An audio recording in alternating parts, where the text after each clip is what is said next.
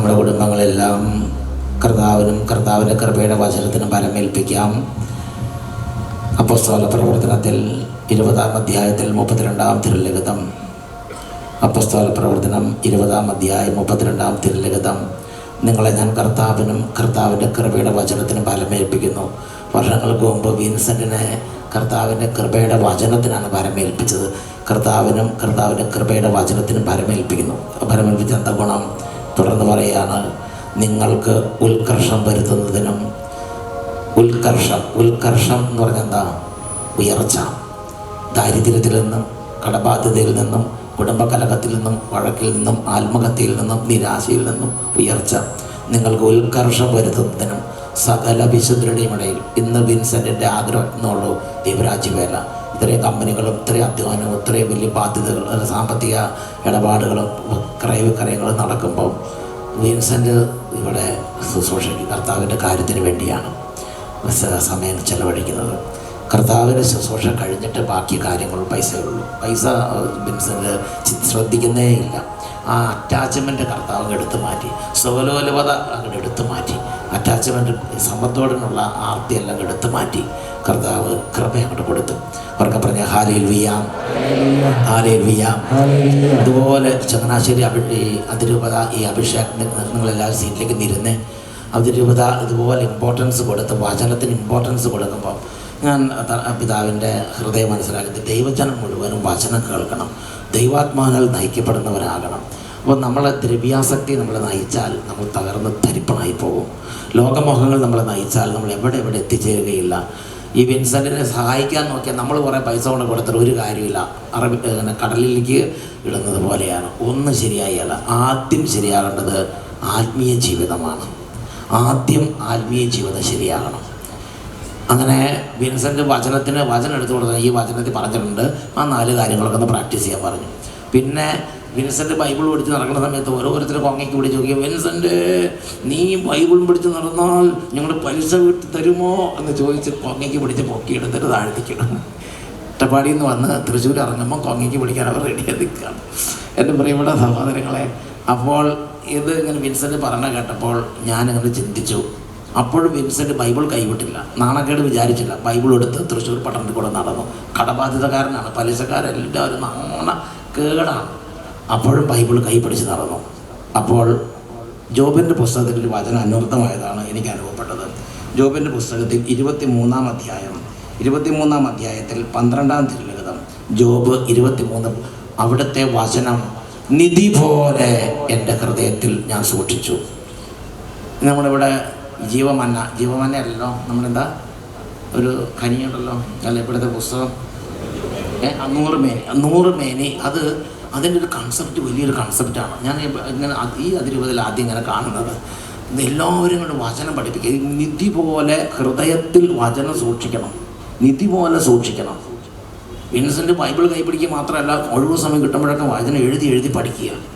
പലിശക്കാരമ്പരപ്പ്, ഈ പലിശയൊക്കെ ഇപ്പോൾ ഈ ബൈബിൾ പഠിച്ചാൽ പലിശ വീടുമോ, ഈ ബൈബിൾ പഠിച്ചാൽ കടബാധ്യത ഒഴിയുമോ, ആത്മഹത്യ ഒഴിഞ്ഞു പോകുമോ? ബൈബിൾ പഠിച്ചാൽ മാറും. കാരണം അത് സ്വർണ്ണങ്ങളെക്കാളും വെള്ളിയേക്കാളും വിലയുള്ളതാണ്. അത് വിശ്വാസികൾ മനസ്സിലാക്കുന്നത്. അത് ജോബിൻ്റെ പുസ്തകം 23-ാം തീയതി നിങ്ങൾ വായിച്ചത് എന്താ അത് പറയണത്? ഞാൻ അവിടുത്തെ കൽപ്പനകളിൽ നിന്ന് വ്യതിചലിച്ചില്ല. എല്ലാവരും പരിഹസിക്കും, അങ്ങോട്ടും ഇങ്ങോട്ടും തലയിട്ടാണ് നടക്കും. ഇപ്പം ബൈബിൾ കട്ടത്തിലുള്ള നടപ്പാണ് എന്നൊക്കെ പറയും. ഉപ്പ് തിന്നാൻ വെള്ളം കുടിക്കും എന്നൊക്കെ പറയും. കേൾക്കണം, നമ്മളെല്ലാം കേൾക്കേണ്ടതാണ്. പക്ഷേ ബൈബിൾ കയ്യിൽ നിന്ന് വിടരുത്. ഞാൻ അവിടുത്തെ കൽപ്പനകളിൽ നിന്ന് വ്യതിചലിച്ചില്ല, പ്രാർത്ഥനയിൽ നിന്ന് മാറിയില്ല, വിശുദ്ധ ജീവിതത്തിൽ നിന്ന് മാറിയില്ല, വചനത്തിൽ നിന്ന് മാറിയില്ല. അവിടുത്തെ മൊഴികൾ എൻ്റെ ഹൃദയത്തിൽ നിധി പോലെ സൂക്ഷിച്ചു. അത് കാണാതെ പഠിച്ച് അതിൽ പറഞ്ഞത് വിശ്വസിച്ച് ഇത് നടക്കും. ബൈബിളിൽ പറഞ്ഞ എല്ലാ കാര്യം സത്യമാണെന്ന് വിശ്വസിച്ച് നടന്നു.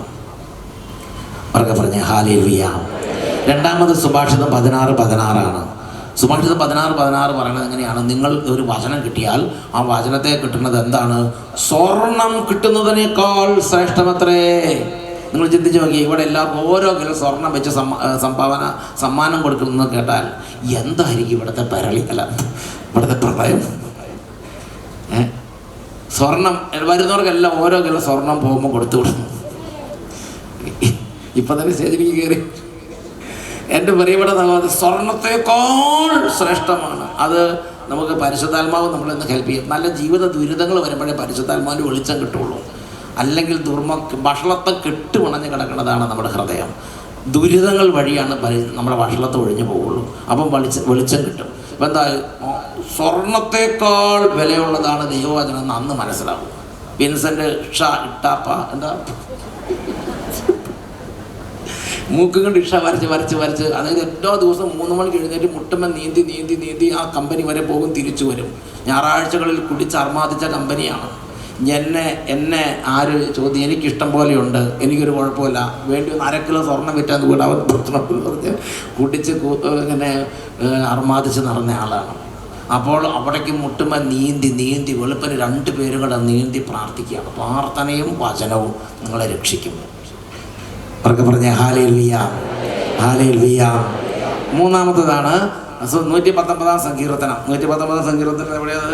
119 സങ്കീർത്തനത്തിൽ വചനമുണ്ട്, 1000 പൊൻവെള്ളി നാണയങ്ങളെക്കാൾ അങ്ങയുടെ വചനം എനിക്ക് 119:72 പറഞ്ഞെങ്ങനെയാണ്, 1000 1 കിലോ അല്ല, 1000 പൊൻവെള്ളി നാണയങ്ങൾ കിട്ടുന്നതിനേക്കാളും ശ്രേഷ്ഠമാണ് കർത്താവിൻ്റെ വചനങ്ങൾ. കുറേ പേർ ഇപ്പോൾ നിങ്ങൾ കുറേ പേർക്ക് ആ വിജ്ഞാനം കിട്ടിയതുകൊണ്ട് ഇവിടെ വന്നിരിക്കുന്നത്. കൺവെൻഷൻ വെച്ചാൽ ധ്യാനങ്ങൾ, ഇടവക ധ്യാനം വെച്ചാൽ, കൺവെൻഷൻ വെച്ചാൽ, ഇടവകയിലെ കുർബാനയിൽ വചനപ്രകടനം അത് മിസ്സാകാതെ അതിനുവേണ്ടി പരക്കം പാഞ്ഞ് ഓടണം. വചനം കേൾക്കണം, വചനം വായിക്കണം. നമ്മുടെ ഈ 100 പേര് ആ പ്രോഗ്രാം വളരെ നല്ലതാണ്. നിങ്ങൾക്ക് അതിൻ്റെ ഒരു പുസ്തകം നിങ്ങൾക്ക് തരും. നിങ്ങൾക്കത് എല്ലാ ശുശ്രൂഷകരും ഇപ്പോൾ അത് വാങ്ങിക്കുക. ഞാൻ എന്തായാലും പറഞ്ഞായിരുന്നു, എല്ലാ വീട്ടിലേക്കും കൊണ്ടുപോകും. ഇത് പിള്ളേരെ ചെറുപ്പത്തിൽ തന്നെ ഇത് പഠിപ്പിക്കണം, വചനം പഠിപ്പിക്കണം. ഈ കൺവെൻഷൻ ഇഫക്റ്റായിട്ട് എല്ലാ വീടുകളിലും വചന പഠനം നടക്കട്ടെ. ഇത് നിങ്ങൾ പലിശയിൽ നിന്നും, കടബാധ്യതയിൽ നിന്നും, ദുരിതത്തിൽ നിന്നും, പാപത്തിൽ നിന്നും, ബന്ധനത്തിൽ നിന്നും, തഴക്കത്തോട്ടങ്ങളിൽ നിന്നും, ദുശീലങ്ങളിൽ നിന്നും, പിശാചിൽ നിന്നും രക്ഷിക്കാൻ കഴിവുള്ളതാണ് ഈ ദൈവത്തിൻ്റെ വചനം. അത് ഹൃദയത്തിൽ വേണം. ഈ ഹൃദയത്തിൽ വചനം ഉണ്ടെങ്കിൽ എന്ത് ഗുണം എന്നറിയോ? വിൻസെൻ്റ് പണം കണ്ട സ്വഭാവം മാറും. നിങ്ങൾ മനസ്സിലാക്കണം, തൃശ്ശൂരുകാർക്ക് മാത്രമല്ല, പണം കണ്ടാൽ സ്വഭാവം മാറും. 2 രൂപ കിട്ടിയതേ ഉള്ളൂ. 2 രൂപ കിട്ടിയപ്പോഴേക്കും പിന്നെ സ്വഭാവം മാറി തന്നിഷ്ടത്തിന് പോകാനായി. ഉടനെ ഉള്ളിൽ നിന്ന് വചനം ഒരു ചോദ്യം, വിൻസെൻ്റ് നീ കർത്താവിനെ കൊള്ളയടിക്കും. ആ വചനം ഉള്ളിലുള്ളതുകൊണ്ടാണ് വചനം മുടങ്ങിയത്. ഉടനെ വിൻസെൻ്റ് മനസ്സിലായി, ഞാൻ ദൈവത്തിൻ്റെ വചനത്തിൽ നിന്ന് മാറിപ്പോവാണ്. വിൻസെൻ്റ് പറഞ്ഞ് 2 രൂപയാണെങ്കിൽ 2 രൂപ ദൈവത്തിൻ്റെ വചനത്തിലൂടെ നടക്കാമെന്ന് പറഞ്ഞ് നേരെ കൊണ്ട് അത് ദേവാലയത്തിൽ കൊടുത്തു, പള്ളി കൊടുത്തു. പള്ളിക്കാരത് കെട്ടിട പണിയോ അത് നമ്മൾ നോക്കണ്ട, നമ്മുടെ ഡ്യൂട്ടി നമ്മൾ ചെയ്യുക എന്നൊക്കെ പറഞ്ഞ ഹല്ലേലൂയ. ദൈവത്തിന് അതായത് നമ്മൾ ഒരൊറ്റ പൈസ നമ്മൾ എടുക്കരുത്, ദശാംശത്തിന് 1 പൈസ എടുക്കരുത്. അട്ടപ്പാടി സഖ്യവും ധ്യാനത്തിൽ വലിയ കടബാധ്യതയും പ്രയാസങ്ങളൊക്കെയാണ് പറഞ്ഞ് വിൻസെൻ്റ് വന്നപ്പോൾ ഒരു ചപ്പാത്തി അത് പറഞ്ഞാൽ വിൻസെൻ്റ് ഇല്ല. വിൻസെൻ്റ് വലിയ ആഘോഷമായി വന്നപ്പോൾ ഒരു സാധനം കൊടുക്കാൻ വേണ്ടേ, 4 മണിക്ക് ഉണ്ടാക്കിയ ഒരു ചപ്പാത്തി വറങ്ങലിച്ചിരിപ്പുണ്ടായിരുന്നു. രാത്രി 12 മണിക്കാണ് എത്തുന്നത്. അതെടുത്ത് കൊടുത്തിട്ടുള്ളൂ മനസ്സിൻ്റെ എന്ന് പറഞ്ഞിട്ട് കടന്നു. അപ്പോൾ ഞാനും വലിയ കഷ്ടത്തിലായിരുന്നു. എൻ്റെ പ്രിയപ്പെട്ട സഹോദരൻ, എനിക്ക് ദശാംശം കൊടുക്കുന്നതിനെക്കുറിച്ച് ഞാൻ പഠിച്ചു. ഞാൻ ധ്യാന കേന്ദ്രത്തിൽ എത്ര പൈസ ഇട്ട് അപ്പം തന്നെ വേഗം ദശാംശം 100 രൂപ ഒരാൾ തന്ന 10 രൂപ വേഗം കർത്താവിന് വേണ്ടി അല്ലെങ്കിൽ പാവങ്ങൾക്ക് വേണ്ടി അല്ലെങ്കിൽ എന്തെങ്കിലും കാര്യത്തിലോട്ട് മാറ്റി വെക്കും. അപ്പോൾ എന്ത് ചെയ്തു? അപ്പോൾ കർത്താവ് ധ്യാന കേന്ദ്രത്തിൽ എല്ലാ കാര്യവും മിച്ചം ഉണ്ടാവില്ല, കുറവുണ്ടാവില്ല, ആവശ്യങ്ങൾ കർത്താവ് നടത്തി. 24 നൂറ്റാണ്ടായി നമ്മളവിടെ ഫീസ് വാങ്ങാറില്ല, നമ്മളൊന്നും ചെയ്യാറില്ല. ഇതെല്ലാം കർത്താവ് നടത്തി. ഒരു ധ്യാനത്തിനുള്ള ഫീസ് വാങ്ങിയല്ല, 5 ദിവസം താമസിച്ചുള്ള ധ്യാനം, ഏകദിന എന്ത് വന്നാലും, ആര് വന്നാലും എപ്പോൾ വന്നാലും എല്ലാവരും ഒരുപോലെ ഭക്ഷണം, ഫീസ് വാങ്ങിയല്ല. കർത്താവ് അങ്ങനെ പറഞ്ഞു. കർത്താവ് പറഞ്ഞ സാമ്പത്തിക കാര്യം ഞാൻ നോക്കിക്കോളാം, അച്ഛൻ ശുശ്രൂഷ ചെയ്താൽ മതി എന്ന് പറഞ്ഞു. പിന്നെ എന്തെങ്കിലും കാര്യമാണെങ്കിൽ ജസ്റ്റ് ഒന്ന് അറിയിക്കുക, ജനങ്ങളൊന്ന് അറിയിക്കുക, ബാക്കി അച്ഛൻ പോയിക്കോ, ബാക്കി കാര്യം ഞാൻ നോക്കിക്കോളാം. ഞാനങ്ങനെ അറിയിച്ചു, ഇവിടെ അറിയിച്ചിട്ടുണ്ട്, ഞാൻ പോവുകയാണ്. അവർക്ക് പറഞ്ഞ ഹല്ലേലൂയ. അപ്പോൾ കർത്താവാണ് ബാക്കി ചെയ്യുന്നത്, എനിക്ക് ബാക്കി അതിനെക്കുറിച്ച് ഈ 25 വർഷമായില്ലേ ഒരിക്കലും കുഴപ്പം ഒരു കാര്യത്തിന് കർത്താവ് കുറവ് വരുത്തില്ല. ശുശ്രൂഷയ്ക്ക് ശുശ്രൂഷ എന്ന് പറഞ്ഞാൽ ഇപ്പം താമസിച്ചുള്ള ധ്യാനക്കാർക്ക് കൊടുക്കേണ്ട കാര്യങ്ങളോ അല്ലെങ്കിൽ എന്തെങ്കിലും ആവശ്യങ്ങളൊക്കെ ദൈവം അതെല്ലാം നടത്തിക്കൊണ്ടിരിക്കുകയാണ്. എന്താ, ഞാൻ ഈ ഒരു വചനം പ്രാക്ടീസ് ചെയ്യാതാണ്. ദശാംശം കൊടുക്കുക. അത് ഞാൻ ആദ്യം ചെയ്തത്, ഇത് ഈ വചനം കിട്ടിയ ഉടനെ ആദ്യം ചെയ്തത് ഞാൻ നോക്കുമ്പോൾ ഇച്ചിരി 19,000 രൂപ ഉണ്ടായിരുന്നു. അതെല്ലാം വേഗം എടുത്ത് അടുത്തൊരു പാവപ്പെട്ട മനുഷ്യൻ വീട് പണിയുണ്ടായിരുന്നു. ചേട്ടാ ഇത് പിടിച്ചോളാൻ പറഞ്ഞ് ആ ചേട്ടൻ അത് കൊടുത്തു. അവർക്ക് പറഞ്ഞേ ഹല്ലേലൂയ, ഹല്ലേലൂയ. കർത്താവ് പതുക്കെ അനുഗ്രഹിക്കാൻ തുടങ്ങി. എൻ്റെ പ്രിയപ്പെട്ട സഹോദരങ്ങളെ, അപ്പം അതുകൊണ്ട് ഈ ഒരു കൺവെൻഷൻ കഴിയുമ്പോൾ നിങ്ങൾ പ്രാർത്ഥനയ്ക്കും വചനത്തിന് നല്ല ഇമ്പോർട്ടൻസ് കൊടുക്കണം. ഞായറാഴ്ച ആചരണത്തിന് നല്ല ഇമ്പോർട്ടൻസ് കൊടുക്കണം. അതുപോലെ ഹൃദയം കൊണ്ട് പൊരുത്തപ്പെടും സഹോദര സ്നേഹത്തിനും ദൈവസ്നേഹത്തിനും നല്ല ഇമ്പോർട്ടൻസ്. ബാക്കി കാര്യം ദൈവം നോക്കും, ഉറപ്പാണ്, അറിഞ്ഞിട്ടാണ് പറയണത്. എന്നൊക്കെ പറഞ്ഞേ hallelujah, price the Lord, price the Lord, hallelujah. അപ്പോൾ നമ്മുടെ ശുശ്രൂഷകർ നിങ്ങൾക്ക് തരുമ്പം നിങ്ങളിത് എല്ലാ വീടുകളിലേക്കും വാങ്ങി പിള്ളേരെ എല്ലാവരും നന്നായിട്ട് പഠിപ്പിക്കണം. എല്ലാവരോടും പഠിക്കാൻ പറയണം. പഠിക്കുന്നവർക്ക് സമ്മാനങ്ങൾ കൊടുക്കുന്നുണ്ട്. അതാണ് നമ്മുടെ ഇവിടുന്ന് ഒരു 3 സങ്കീർത്തന 106, 107 സങ്കീർത്തന വചനങ്ങൾ പഠിച്ചാൽ 2000 രൂപ സമ്മാനം. അത് ഞാൻ ആദ്യമായിട്ട് കേൾക്കണം ഇങ്ങനെയൊക്കെ സംഭവം. ഞാൻ അമേരിക്കയിൽ ഒരു ധ്യാനത്തിന് ചെന്നപ്പോൾ അവിടെ ഒരു അപ്പൻ പറഞ്ഞു, എൻ്റെ മോൻ ധ്യാനത്തിന് പോയില്ല, അതുകൊണ്ട് എൻ്റെ മോന് ഞാൻ ഇങ്ങനെ ഒരു ഓഫർ കൊടുത്തു, പെർ ഡേ $100 നിനക്ക് തരാം. 5 ദിവസം കൊണ്ട് 5 ദിവസം ധ്യാനത്തിന് വേണമെങ്കിൽ $500 നിനക്ക് തന്നേക്കാം ധ്യാനത്തിന്. ഓ ശരി, ചാടി ഇറങ്ങി അവൻ ധ്യാനത്തിന് വന്നു. ധ്യാനത്തിൽ വെച്ച് ദൈവം അവൻ തൊട്ട് മാനസാന്തരപ്പെട്ടു. അവൻ ഭയങ്കര തീക്ഷ്ണതയുള്ള ആളായി മാറി. അപ്പൻ $500 കൊടുത്തുന്നത് ശരി തന്നെ, പക്ഷേ അവൻ്റെ ആത്മാവ് ഒരുപാട്. അപ്പോൾ ഇങ്ങനെ ദൈവവചനത്തിനൊക്കെ സമ്മാനം കൊടുക്കുന്നത് നല്ലൊരു കാര്യമാണ്, ഒരു എൻകറേജ്മെൻ്റാണ്. തുടക്കത്തിൽ ചിലപ്പോൾ അതൊക്കെ ആവശ്യമായിരിക്കും. വിൻസെൻ്റ് തുടക്കത്തിൽ ആവശ്യമായിരുന്നു. ഇപ്പോൾ വിൻസെൻ്റ് ഇനി സർവ്വതും ഉപേക്ഷിച്ച് കർത്താവിൻ്റെ വചനത്തിന് ശുശ്രൂഷ ചെയ്യും എന്നൊക്കെ പറഞ്ഞേ ഹല്ലേലൂയ. ഇപ്പോൾ അട്ടപ്പാടിയിൽ ഇപ്പോൾ ഞാൻ 8-10 വർഷമായി. അതായത് റൂഹ മോഡലോ അല്ലെങ്കിൽ സിയോനിലെ റൂഹ മോഡൽ അച്ഛൻ്റെ അവിടെ ഉള്ള മുഴുവൻ ഭക്ഷണ പദാർത്ഥം വിൻസെൻ്റ് ആഴ്ച തോറും വണ്ടി ഞങ്ങൾ അയച്ചുകൊണ്ടിരിക്കുകയാണ്. ഞാൻ വിൻസെൻ്റ് പറഞ്ഞു, വിൻസെൻ്റ് അവിടെ നിന്ന് വണ്ടി അയച്ച് എത്രയും ബുദ്ധിമുട്ടുണ്ട്, ഞാൻ അട്ടപ്പാടിയിൽ നിന്ന് വാങ്ങിച്ചോളാം, വിൻസെൻ്റ് ബില്ലങ്ങ് കൊടുത്താൽ മതി എന്ന് പറഞ്ഞു കടയിലേക്ക്. വിൻസെൻ്റ് പറഞ്ഞില്ല, ആ സന്തോഷം അല്ല ആ ഗ്രേസ് അവർക്ക് കൊടുക്കാൻ ഞാൻ സമ്മതിക്കില്ല. ഞാൻ തന്നെ ഇവിടുന്ന് സാധനം വാങ്ങി, ഞാൻ തന്നെ വണ്ടിയെ കയറ്റി, ഞാൻ തന്നെ അവിടെ അയച്ചു തരും. കാരണം എൻ്റെ കർത്താവിന് വേണ്ടി ചെയ്യുമ്പോൾ ഏറ്റവും മാക്സിമത്തെ എനിക്ക് നന്നായി ചെയ്യണം എന്നുണ്ടെന്ന് പറഞ്ഞ് ഇന്ന് വരെ പിന്നെ വിൻസെൻ്റ് എല്ലാ ആഴ്ചയിലും വണ്ടിയിൽ നിറച്ച് ഒരു 1 ലക്ഷം 2 ലക്ഷം രൂപയുടെ സാധനങ്ങൾ ആ റൂഹ മണ്ഡലം ആവശ്യമാണ് അയച്ചുകൊണ്ടിരിക്കുകയാണ്. ഇപ്പോൾ ഈ കഴിഞ്ഞ ആഴ്ചയുണ്ട്. ഉറക്കെ പറഞ്ഞ ഹല്ലേലൂയ, ഹല്ലേലൂയ. അപ്പോൾ അതായത് വേറൊരു വാക്കി പറഞ്ഞാൽ നമ്മൾ ഈ ബൈബിളിൽ പറഞ്ഞിരിക്കുന്ന കാര്യങ്ങൾ വിശ്വസിച്ച് ദൈവത്തെ ഓർത്ത് ചെയ്ത് ജീവിച്ചുകൊണ്ടിരുന്നാൽ ദൈവത്തിൻ്റെ സാന്നിധ്യം, ദൈവം ഈ ബൈബിളിൽ പറഞ്ഞിരിക്കുന്നത് പോലെ പ്രവർത്തിക്കും. അതിനാദ്യം വചനം പഠിക്കണം എന്നൊക്കെ പറഞ്ഞേ ഹല്ലേലൂയ. വിശ്വാസോട്ടൽ കൊടുത്തു കഴിഞ്ഞു, വിശ്വാസോട്ടൽ പോണ കാണുന്നില്ലല്ലോ. ഓക്കെ, ഇത് കൊടുക്കണല്ലേ, കൊടുത്തു എന്ന് വിചാരിക്കുകയാണ്. വിശ്വാസോട്ടൽ പെട്ടെന്ന് കണ്ടത് ഇതെല്ലാം വേഗം കൊടുത്ത് തീർത്ത് എല്ലാവർക്കും കൊടുത്തു. ഇനി അടുത്തൊരു പ്രധാനപ്പെട്ട കാര്യമായിരിക്കും നിങ്ങളോട് പറയാനുള്ളത്. എൻ്റെ പ്രിയപ്പെട്ട സഹോദരങ്ങളെ, നമ്മുടെ ഇവിടുന്ന് ചങ്ങനാശ്ശേരിയിൽ എനിക്ക് വളരെ ഇഷ്ടമുള്ളൊരു കാര്യമാണ് ഒരു കൈപ്പുസ്തകം. ഇതാണ് സീറോ മലബാർ സമുദായ ശാക്തീകരണ വർഷത്തെക്കുറിച്ചുള്ളൊരു കൈപ്പുസ്തകം. ഇത് വളരെ നല്ലതാണ്. ഞാൻ കുറച്ച് വായിച്ചു, ഫുള്ള് വായിക്കാൻ പറ്റിയില്ല, ഒരു നല്ലൊരു ഭാഗം വായിച്ചു. അത് നമ്മുടെ സമുദായത്തെക്കുറിച്ചും നമ്മുടെ പഴയ ആളുകൾ, നമ്മുടെ സമുദായത്തിൽ തലയെടുപ്പുള്ള നേതാക്കന്മാരും, അത് നമുക്ക് നല്ലതാണ്. കൂടുതൽ പഠിക്കാനൊക്കെ നമ്മളതൊക്കെ വാങ്ങിച്ച് വീട്ടിലൊക്കെ വെക്കുകയാണെങ്കിൽ പിള്ളേരൊക്കെ വായിച്ച് കുറച്ചും കൂടെയൊക്കെ നമ്മുടെ സഭാസ്നേഹവും സമുദായ സ്നേഹവും വർദ്ധിക്കാൻ ഇടവരും. അപ്പോൾ അതുകൊണ്ട് ഇതൊന്ന് വാങ്ങി വെക്കണം. അല്ലെങ്കിൽ പോകുമ്പോൾ എല്ലാ കൗണ്ടറിലും പോവുക, എല്ലാ കൗണ്ടറും കാലിയാക്കുക, സാധനമൊക്കെ വാങ്ങിച്ച് ഒരു സഞ്ചി സാധനമായിട്ട് വേണം വീട്ടിലേക്ക് പോകാനായിട്ട് എന്നൊക്കെ പറഞ്ഞ ഹല്ലേലൂയ. പിന്നെ മറ്റ് പ്രാർത്ഥന മറ്റ് ബുക്ക് സ്റ്റോളുണ്ട്. കൊന്ത നല്ല പറഞ്ഞത് നല്ലതാണ്. കൊന്ത അങ്ങനെയുള്ള സാധനങ്ങൾ അവിടെ ഉണ്ട്. നമ്മുടെ അതിരൂപതയുടെ ബുക്ക് സ്റ്റോളുണ്ട്, അല്ലാത്ത ബുക്ക് സ്റ്റോളുണ്ട്, എല്ലാം ഒക്കെ ഉണ്ട്. അവിടെ വാങ്ങിക്കുക എന്നൊക്കെ പറഞ്ഞ hallelujah. Price the Lord, price the Lord, price the Lord. ഇതൊക്കെ പറയണത് കുറച്ച് ബുദ്ധിമുട്ടുള്ള കാര്യമാണെങ്കിലും ദൈവജന അനുഗ്രഹം പ്രാപിച്ചത് കണ്ടതിൻ്റെ അനുഭവത്തിൽ നിന്ന് പറയണതാണത്. അനുഗ്രഹമായിരിക്കും. എൻ്റെ പ്രിയപ്പെട്ട സഹോദരങ്ങളെ, എനിക്ക് അടിസ്ഥാനപരമായി മനസ്സിലാക്കിയൊരു കാര്യം, നമ്മളുടെ കുടുംബങ്ങളും നമ്മളുടെ ആത്മാവും ആത്മീയ ജീവിതമെല്ലാം പരിതാപകരമായ വിധത്തിൽ തകർന്ന് ദുർബലമാകാനുള്ള ഒരു പ്രധാനപ്പെട്ട കാരണം ബാറൂക്കിൻ്റെ പുസ്തകം 2-ാം അധ്യായം 5-ാമത്തെ വാക്യത്തിലുണ്ട്. ബാറൂക്കിൻ്റെ പുസ്തകം 2-ാമത്തെ അധ്യായത്തിൽ 5-ാമത്തെ വാക്യം. അവിടെ നമ്മൾ വായിക്കുന്നത് എങ്ങനെയാണ്?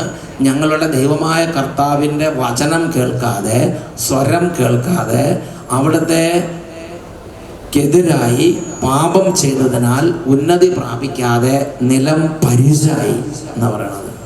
എല്ലാവരും ചേർന്ന് ഒരുമിച്ചൊന്ന് വായിച്ച്, ഞങ്ങളുടെ ദൈവമായ കർത്താവിൻ്റെ സ്വരം ശ്രവിക്കാതെ ഞങ്ങൾ അവിടത്തേക്കെതിരായി പാപം ചെയ്തതിനാൽ ഉന്നതി പ്രാപിക്കാതെ നിലം പരിചായി.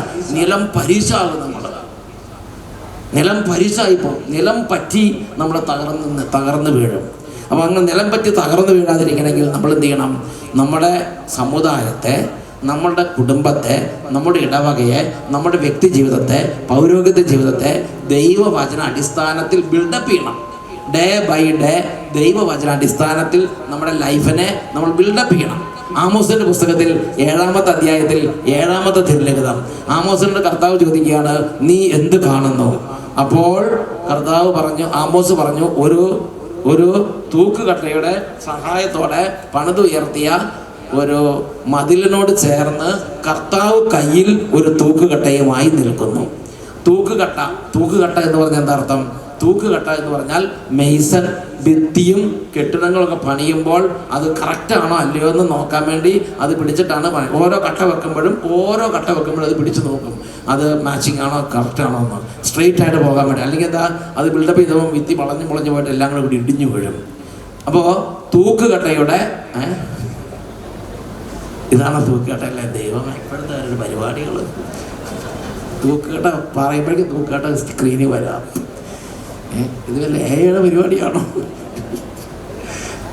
അപ്പോൾ ഇങ്ങനെ ഈ ഭിത്തി കെട്ടുന്ന സമയത്ത് ഇതിങ്ങനെ കാണിക്കാൻ പറ്റും. അപ്പോൾ അങ്ങനെ ഓരോ ഇഷ്ടിക വെക്കുമ്പോഴും തൂക്കുകട്ട പിടിച്ച് നോക്കി കറക്റ്റായിട്ട് സ്ട്രെയിറ്റ് ആയിട്ടാണ് പണിയുന്നത്.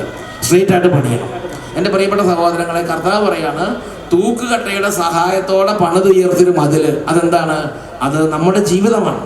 നമ്മുടെ ജീവിതം ഒരു മതിൽ പണിയുന്നത് പോലെയാണ്. ഡേ ബൈ ഡേ ഓരോ ഇഷ്ടിക വെക്കുമ്പോൾ, ഓരോ പ്രവൃത്തി ചെയ്യുമ്പോൾ നമ്മൾ തൂക്കുകട്ട പിടിച്ച് നോക്കി കറക്റ്റാക്കിയിട്ട് വേണം ആ ഇഷ്ടിക വെക്കാൻ. ഒരു തീരുമാനം എടുക്കുമ്പം, ഒരു കാര്യത്തിന് വേണ്ടി മുന്നോട്ട് പോകുമ്പം, ഒരു ബിസിനസ് തുടങ്ങുമ്പം, ഒരു എന്തെങ്കിലും ഒരു പ്രോജക്റ്റ് ആരംഭിക്കുമ്പം, ഇത് ദൈവവചനത്തിന് നിരക്കുന്നതാണോ, ഇത് കർത്താവിന് പ്രിയങ്കരമാണോ, ഇത് വചനാനുസൃതമാണോ എന്ന് നോക്കണം.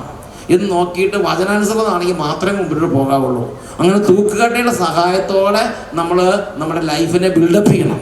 അതായത് വചനത്തിൻ്റെ ഈ വചനമാണ് തൂക്കുകട്ട. ഈ വചനം പിടിച്ച് കറക്റ്റാക്കി ഡേ ബൈ ഡേ ഓരോ തീരുമാനത്തിലും ഓരോ ചുവടുവെപ്പിലും ഡേ ബൈ ഡേ നമ്മുടെ ജീവിതത്തെ നമ്മൾ ബിൽഡപ്പ് ചെയ്യണം. നമ്മളങ്ങനെ ബിൽഡപ്പ് ചെയ്തില്ലെങ്കിൽ എന്തായി? ഇതെല്ലാം തകർന്ന് അടിഞ്ഞ് താഴ്ത്തിക്ക് വീഴും. അങ്ങനെ തകർന്നറിഞ്ഞ് താഴ്ത്തേക്ക് നമ്മുടെ സമുദായം കുറച്ച് വീണു എന്നുള്ളത് ഒരു സത്യമാണ്. നമ്മുടെ കുടുംബത്തിൽ ഒരുപാട് വചനങ്ങൾ ലംഘിച്ചിട്ടുണ്ട്. നമ്മുടെ കുടുംബങ്ങളിൽ വചനങ്ങൾ ലംഘിക്കപ്പെട്ടത് കൊണ്ട് ആ വചനത്തിൽ അങ്ങനെ കർത്താവ് നമ്മളെ അനുഗ്രഹിക്കാനും ഉയർത്താനും ആഗ്രഹിക്കുന്നുണ്ട്. വിൻസെന്റ് വചനം ലംഘിച്ചപ്പോൾ അത് തകർന്നു വീണു. പക്ഷെ കർത്താവ് അപ്പോഴും കൂടെ നിന്ന് രക്ഷിക്കാൻ നോക്കുകയാണ്. രക്ഷിച്ചു.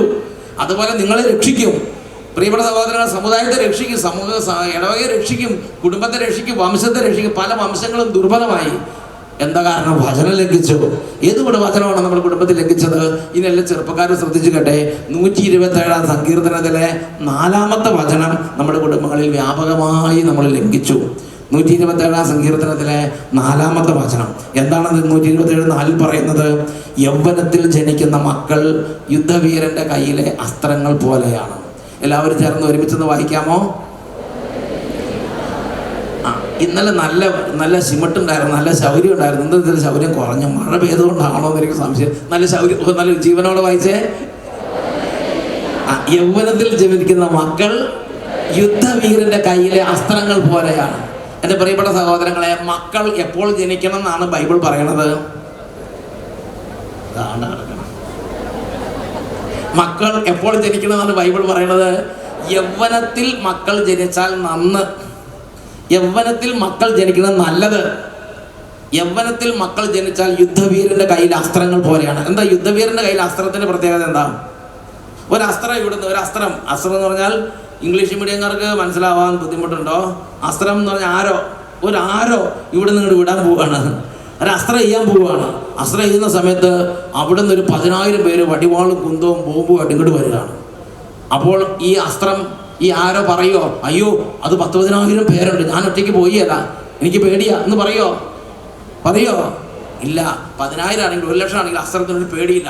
എന്ന് പറഞ്ഞ് അതിന് നേരെ അങ്ങോട്ട് ചെല്ലും. Praise the Lord. യൗവനത്തിൽ ജനിച്ചാൽ അങ്ങനത്തെ ഒരു ഗുണമുണ്ട്. വാർദ്ധക്യത്തിൽ ജനിച്ചവരോ അസ്ത്രമൊന്നും വേണ്ട, ഒരു കാൽപരിമാറ്റം കേട്ടാൽ മതി, കട്ടിലിനടി കയറി ഒളിച്ചിരിക്കും. ഭയങ്കര ധീരന ഗതിയാനെ പോലെ. എന്നൊക്കെ പറഞ്ഞ് ഹല്ലേലൂയ. കാറ്റടിക്കുമ്പോഴേക്കും പനി പിടിക്കും, കാൽപരിമാറ്റം കേൾക്കുമ്പോഴേക്കും കട്ടിലിനടി കയറി ഒളിക്കും. ഇതാണ് നമ്മുടെ ആൾ. പണ്ടൊക്കെ നമ്മുടെ ആളുകൾ 8, 10, 15 മക്കളുള്ള കുടുംബങ്ങളിലൊക്കെ പിറന്ന മക്കൾ അവർ വൈകുന്നേരം ആകുമ്പോൾ ടൗണിലേക്ക് കൊണ്ട് ഇറങ്ങും. അങ്ങാടി ടൗൺ എല്ലാം അവരുടെ ഒരു ഒരു ഒരു കൺട്രോളിലായിരുന്നു. ഇന്ന് അങ്ങാടി പോയിട്ട് ടൗണ് പോയിട്ട് നമ്മുടെ ഉമ്മറപ്പടി പോലും നമ്മുടെ കൺട്രോളിലല്ല. അവർക്ക് പറഞ്ഞ ഹല്ലേലൂയ. എല്ലാത്തിനും പേടിയാണ്, എല്ലാത്തിനും പേടിയാണ്. എന്താ പേടി? കാരണം എല്ലാം ഒരുപാട് പേടി ഭയമൊക്കെ ആയിട്ടിരിക്കുകയാണ്.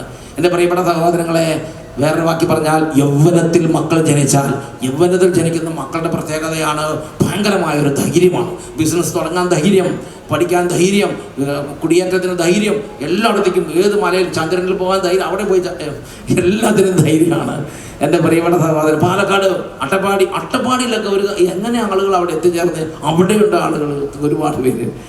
അവിടെ മലമേടിൽ ഏറ്റവും വലിയ മലമേട് പോയാൽ അവിടെയുണ്ട് അവിടെ പല ആളുകൾ കുടിയേറ്റക്കാരായിട്ട്. റോഡുമില്ല, വഴിയില്ല, വണ്ടിയില്ല, കറണ്ടില്ല, ഒന്നുമില്ല, അവിടെയുണ്ട് ആളുകൾ. എന്താ? ധൈര്യമാണത്. പ്രിയപ്പെട്ട സഹോദരങ്ങളെ, ഇപ്പോൾ യൗവനത്തിൽ മക്കൾ ജനിച്ചാൽ യുദ്ധവീരൻ്റെ കയ്യിലെ അസ്ത്രങ്ങൾ പോലെയാണ്. പേടിയില്ല. അനേക പേര് കൂടെ വേണമെന്നൊന്നുമില്ല.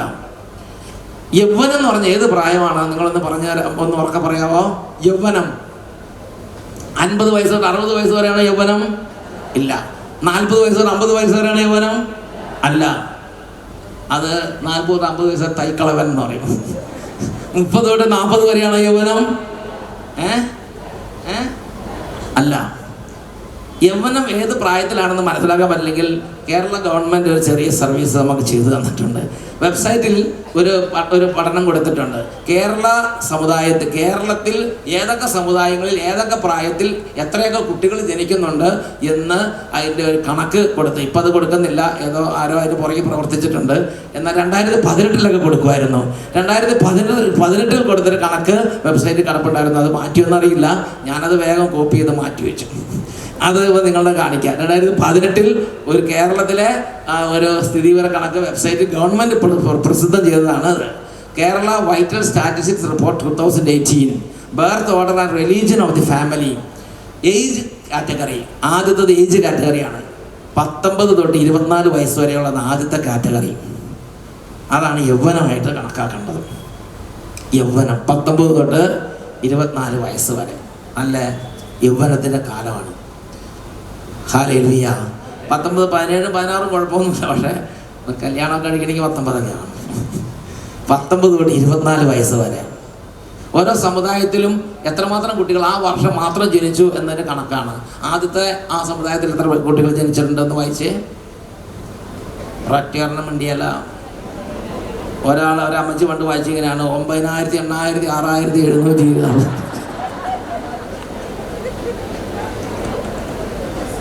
വേറൊരമ്മച്ചി പറഞ്ഞു, ഇതെല്ലാം ആരെ കൊണ്ട് പറ്റുവച്ചോ വായിക്കാൻ, എത്ര അക്ഷരങ്ങളാന്ന് നോക്കിയേ. വേറൊരാൾ 1, 10, 100, 1000 എന്ന് പറഞ്ഞുകൊണ്ടിരിക്കുകയാണ്. വാർദ്ധക്യത്തിൽ ജനിച്ചുള്ള കുഴപ്പം ഇതാ. വയ്യ.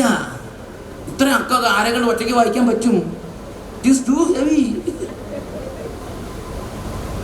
പണ്ടത്തെ ചെറുപ്പക്കാരെ ചാടി വായിച്ചേനെ. ഏതാണ്ട് 100,000-ഓളം കുട്ടികളാണ് ആദ്യത്തെ സമുദായത്തിൽ. ഈ 24 വയസ്സിന് മുമ്പ് ഉള്ള ദമ്പതികൾക്ക് ജനിച്ചത്. ആ ലാസ്റ്റ് ഒരു സമുദായം, ആ സമുദായത്തിൽ എത്ര പേര് ജനിച്ചെന്ന് വെച്ചാൽ ആ നീലക്കലമല്ല 13,000. എൻ്റെ പ്രിയ സഹോദരൻ, നമ്മുടെ ഇവിടുത്തെ ഓട്ടോറിക്ഷ സ്റ്റാൻഡുകളിലും നമ്മുടെ കോളേജുകളിലും നമ്മുടെ ഓഫീസുകളിലും PSC ടെസ്റ്റിനും നമ്മൾ എല്ലാ സ്ഥലത്തും ചെല്ലുമ്പോൾ ഈ 1,00,000 13,000 എന്ത് ചെയ്യും? അത് കാത്തലിക്സ് ആണോ? അല്ല, ക്രിസ്ത്യൻ എന്നാണ്. അതായത് യാക്കോബക്കാരും പെന്തക്കോസ്തക്കാരും ഓർത്തഡോക്സുകാരും സർവ്വരും ചേർന്നാണ് ഇത്രയും. അപ്പോൾ കാത്തലിക്സിന് അത് നേരെ പകുതി ഉണ്ടാവുള്ളൂ. അപ്പോൾ സിറോ മലബാറുകാർക്കോ അതിൻ്റെ പകുതി ഉണ്ടാവുള്ളൂ. നിങ്ങൾ ചിന്തിച്ച്, ഒരു വർഷം നമ്മുടെ കുടുംബങ്ങളിൽ അത്രമാത്രം ശോഷണം സംഭവിച്ചിട്ടുണ്ട് യൗവനത്തിൽ ജനിക്കുന്ന മക്കളുടെ കാര്യത്തിൽ. നിങ്ങൾക്ക് ഈ പുസ്തകം കാണുന്ന ഇതൊക്കെ ആരെ കൊണ്ട് വായിക്കാൻ പറ്റുമെന്ന് പറഞ്ഞാൽ അവിടെ ഇടും. അയ്യ, ക്ഷീണമാണ്. ഇന്ന് എല്ലാവരും ഒരു പ്രത്യേകതയാണ് ക്ഷീണം, തളർച്ച, വയ്യായിക. അവർക്ക് പറഞ്ഞ് ഹല്ലേലൂയ, ഹല്ലേലൂയ. എൻ്റെ കേട് വേറൊന്നുമല്ല, വചനം വായിച്ചാൽ മനസ്സിലാവും. യൗവനത്തിൽ മക്കൾ ജനിക്കണമെങ്കിൽ കല്യാണങ്ങൾ എപ്പോൾ നടക്കണം? മിണ്ടില്ല. കല്യാണങ്ങൾ എപ്പോൾ നടക്കണം? കല്യാണങ്ങൾ യൗവനത്തിൽ നടക്കണം. യൗവനത്തിൽ കല്യാണങ്ങൾ നടക്കണം. യൗവനത്തിൽ കല്യാണങ്ങൾ നടന്നാലാണ് യൗവനത്തിൽ മക്കൾ ജനിക്കുകയുള്ളൂ.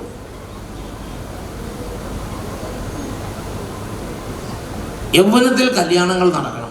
എൻ്റെ പ്രിയപ്പെട്ട സഹോദരങ്ങളെ, നമ്മുടെ കുടുംബങ്ങൾ, നമ്മുടെ സമുദായത്തിൽ യൗവനത്തിൽ കല്യാണങ്ങൾ നടക്കുന്നില്ല. യൗവനത്തിൽ കല്യാണങ്ങൾ നടക്കുന്നില്ല. ഞാനൊരു ദിവസം മലബാറിൽ കോടഞ്ചേരി നിലമ്പൂർ ഭാഗത്തേക്ക് പോയി. അവിടെ ഒരു ശുശ്രൂഷകനുമായിട്ടാണ് പോയത്. അവിടെ ഒരു വീട്ടിൽ കയറിയപ്പോൾ ആ വീട്ടിലെ കുടുംബനാഥൻ എന്നോട് പറഞ്ഞു, എൻ്റെ അച്ചോ, എൻ്റെ മകളുടെ കൂടെ പഠിച്ച കൂട്ടുകാരിയുടെ മൂത്ത കുട്ടി +2ലേക്ക് കയറി അച്ചോ എന്ന് പറഞ്ഞു. മകളുടെ കൂടെ പഠിച്ച കൂട്ടുകാരിയുടെ കല്യാണം കഴിഞ്ഞ് അതിൻ്റെ മൂത്ത കുട്ടി +2ലായി എന്ന് പറഞ്ഞു. ഞാൻ ചോദിച്ചു, എന്താ എനിക്ക് മനസ്സിലായില്ല. എൻ്റെ മകളുടെ കല്യാണം ഇനിയും കഴിഞ്ഞിട്ടില്ല ചോ എന്ന് പറഞ്ഞു. ഞാൻ ചോദിച്ചു, മകൾ എവിടെയാന്ന് ചോദിച്ചു. മകൾ പഠിച്ചുകൊണ്ടിരിക്കുക ചോ. ഞാൻ ചോദിച്ചു, ഇത്രയും കാലമായിട്ട് ഇനിയും പഠിപ്പ് തീർന്നില്ലേ എന്ന് ചോദിച്ചു. അവൻ പറഞ്ഞു, 2-3 PhD മറ്റേ എടുത്തു, ഇനിയും PhD. മകൾ പറഞ്ഞു, എന്തായാലും പഠിക്കരുത്, ഇച്ചിരി കൂടെ പഠിച്ചിട്ട് മതി കല്യാണം എന്ന് പറഞ്ഞു. ഇപ്പോഴും മകൾ കല്യാണത്തിന് സമ്മതിച്ചിട്ടില്ല. എത്രയായി? 40-45 വയസ്സായിട്ടുണ്ടാവും. എന്താ ചെയ്യുക? എൻ്റെ പ്രിയപ്പെട്ട സഹോദരങ്ങളെ, ഇതാണ് നമ്മുടെ കുടുംബത്തിലെ മെൻറ്റാലിറ്റി. ഒരു സഹോദരൻ, എൻ്റെ വളരെ സ്നേഹിതരായ മറ്റൊരു സമുദായത്തിൽപ്പെട്ടൊരു സഹോദരൻ എന്നോട് പറഞ്ഞിങ്ങനെയാണ്, ക്രിസ്തീയ സമുദായത്തെ നശിപ്പിക്കുന്നത് ഞങ്ങളല്ല. ഞാൻ ചോദിച്ചു, നിങ്ങളന്ന് പറഞ്ഞില്ലല്ലോ. അദ്ദേഹം പറഞ്ഞു, ക്രിസ്തീയ കുടുംബങ്ങളിൽ പ്രാബല്യത്തിലിരിക്കുന്ന 3 പ്രിൻസിപ്പിൾസാണ് ക്രിസ്തീയ കുടുംബങ്ങളെ നശിപ്പിക്കുന്നത്. ഞാൻ ചോദിച്ചു, ഞങ്ങളിതുവരെ ശ്രദ്ധിച്ചിട്ടില്ല, എന്തൊക്കെയാണ് ആ പ്രിൻസിപ്പിൾസ് എന്ന് ചോദിച്ചു. അപ്പോൾ അദ്ദേഹം പറഞ്ഞു, അത് വേറെ സമുദായക്കാരൻ, അവരെത്ര കൂലങ്കഷമായി നമ്മുടെ സമുദായത്തിലെ കുടുംബങ്ങളെ പഠിക്കുന്നു എന്ന് ചിന്തിച്ചു നോക്കിയേ. അവർ പറയാണ്, Christian families are money oriented. ക്രിസ്തീയ കുടുംബങ്ങൾക്ക് മണി മണി മണി, പണം പണം പണം, പിന്നെ പണം മതി. അദ്ദേഹം പറഞ്ഞപ്പോൾ എനിക്ക് മനസ്സിലായില്ല. പിന്നെ എനിക്ക് പിന്നീടാണ് എല്ലാം മനസ്സിലായത്. ശരിയാണ്. നമ്മുടെ കുടുംബത്തിൽ ഒരു കുട്ടി ജനിച്ചാൽ ആ കുട്ടി കേട്ട് വളരുന്നത്, കണ്ടു വളരുന്നത് എന്താ? ആ കുട്ടി കേട്ടുന്ന സ്പിരിറ്റ് എന്താ? സ്വർഗത്തിൽ പോകണമെന്നാണോ? വചനം പഠിക്കണമെന്നാണോ? നമുക്ക് നമ്മുടെ കഴിവെല്ലാം ഉപയോഗപ്പെടുത്തി ദൈവത്തെ മഹത്വപ്പെടുത്തണം എന്നുള്ളതാണ് നമ്മുടെ അഭിയുന്ന പിതാവ് എന്ന് പ്രസംഗത്തിൽ പറഞ്ഞത്. ശരിക്കും ഹൃദയസ്പർശിയായ ഒരു കാര്യമാണ്. ശാസ്ത്രജ്ഞന്മാരാകാൻ കഴിവുള്ളവരുണ്ട്. ഒരുപാട് ലെവലിൽ ഉയർന്ന് വരേണ്ടവരെല്ലാം അവരുടെ ഉള്ളിലേക്ക് ഒരു ഇൻജക്ഷൻ, ഒരു പ്രത്യേക ഒരു ട്രെൻഡ് കുടുംബത്തിൽ നിന്ന് കിട്ടി. പണം പണം പണം. അതിന് ഇവരെ പഠിപ്പിച്ച് അങ്ങനെ ചെറുപ്പം തൊട്ടേ ഇവര് വേഗം പഠിക്കുന്ന അങ്ങനെ വിടുക. ഞാൻ നിലമ്പൂർ ചെന്ന സമയത്ത് ഞാൻ ഒരു കാര്യത്തിന് പോയി. അപ്പോൾ വളരെ ധനാഢ്യമായൊരു കുടുംബം. ആ കുടുംബത്തിൽ ധാരാളം സമ്പത്തുണ്ട്, ധാരാളം ബിസിനസ്സുകളുണ്ട്. അതിനൊരു ആൺകുട്ടി മാത്രമേ ഉള്ളൂ. അപ്പോൾ പറയാണ്, അച്ഛൻ ഒന്ന് പ്രാർത്ഥിക്കുക. എന്താണ്? ഇവന് വിദേശത്തേക്ക് പോകാനുള്ളതൊക്കെ ശരിയാകാൻ വേണ്ടി പ്രാർത്ഥിക്കുന്നു. ഞാൻ ചോദിച്ചു, കാണാമറയത്ത് ഈ വിദേശത്ത് പ്രവാസിയായിട്ട് എന്തിനാണ് ഇത്രയും പണം? ഇതൊക്കെ ആരും നോക്കും? ഇത്രയും കമ്പനികൾ. അപ്പോൾ പറയാണ്, അവനും ആഗ്രഹമാണ്, ഞങ്ങൾക്കും ആഗ്രഹം വിദേശത്തേക്ക് പോകണം. ഒരു പ്രത്യേക ബാധ കൂടിയതുപോലെയാണത്.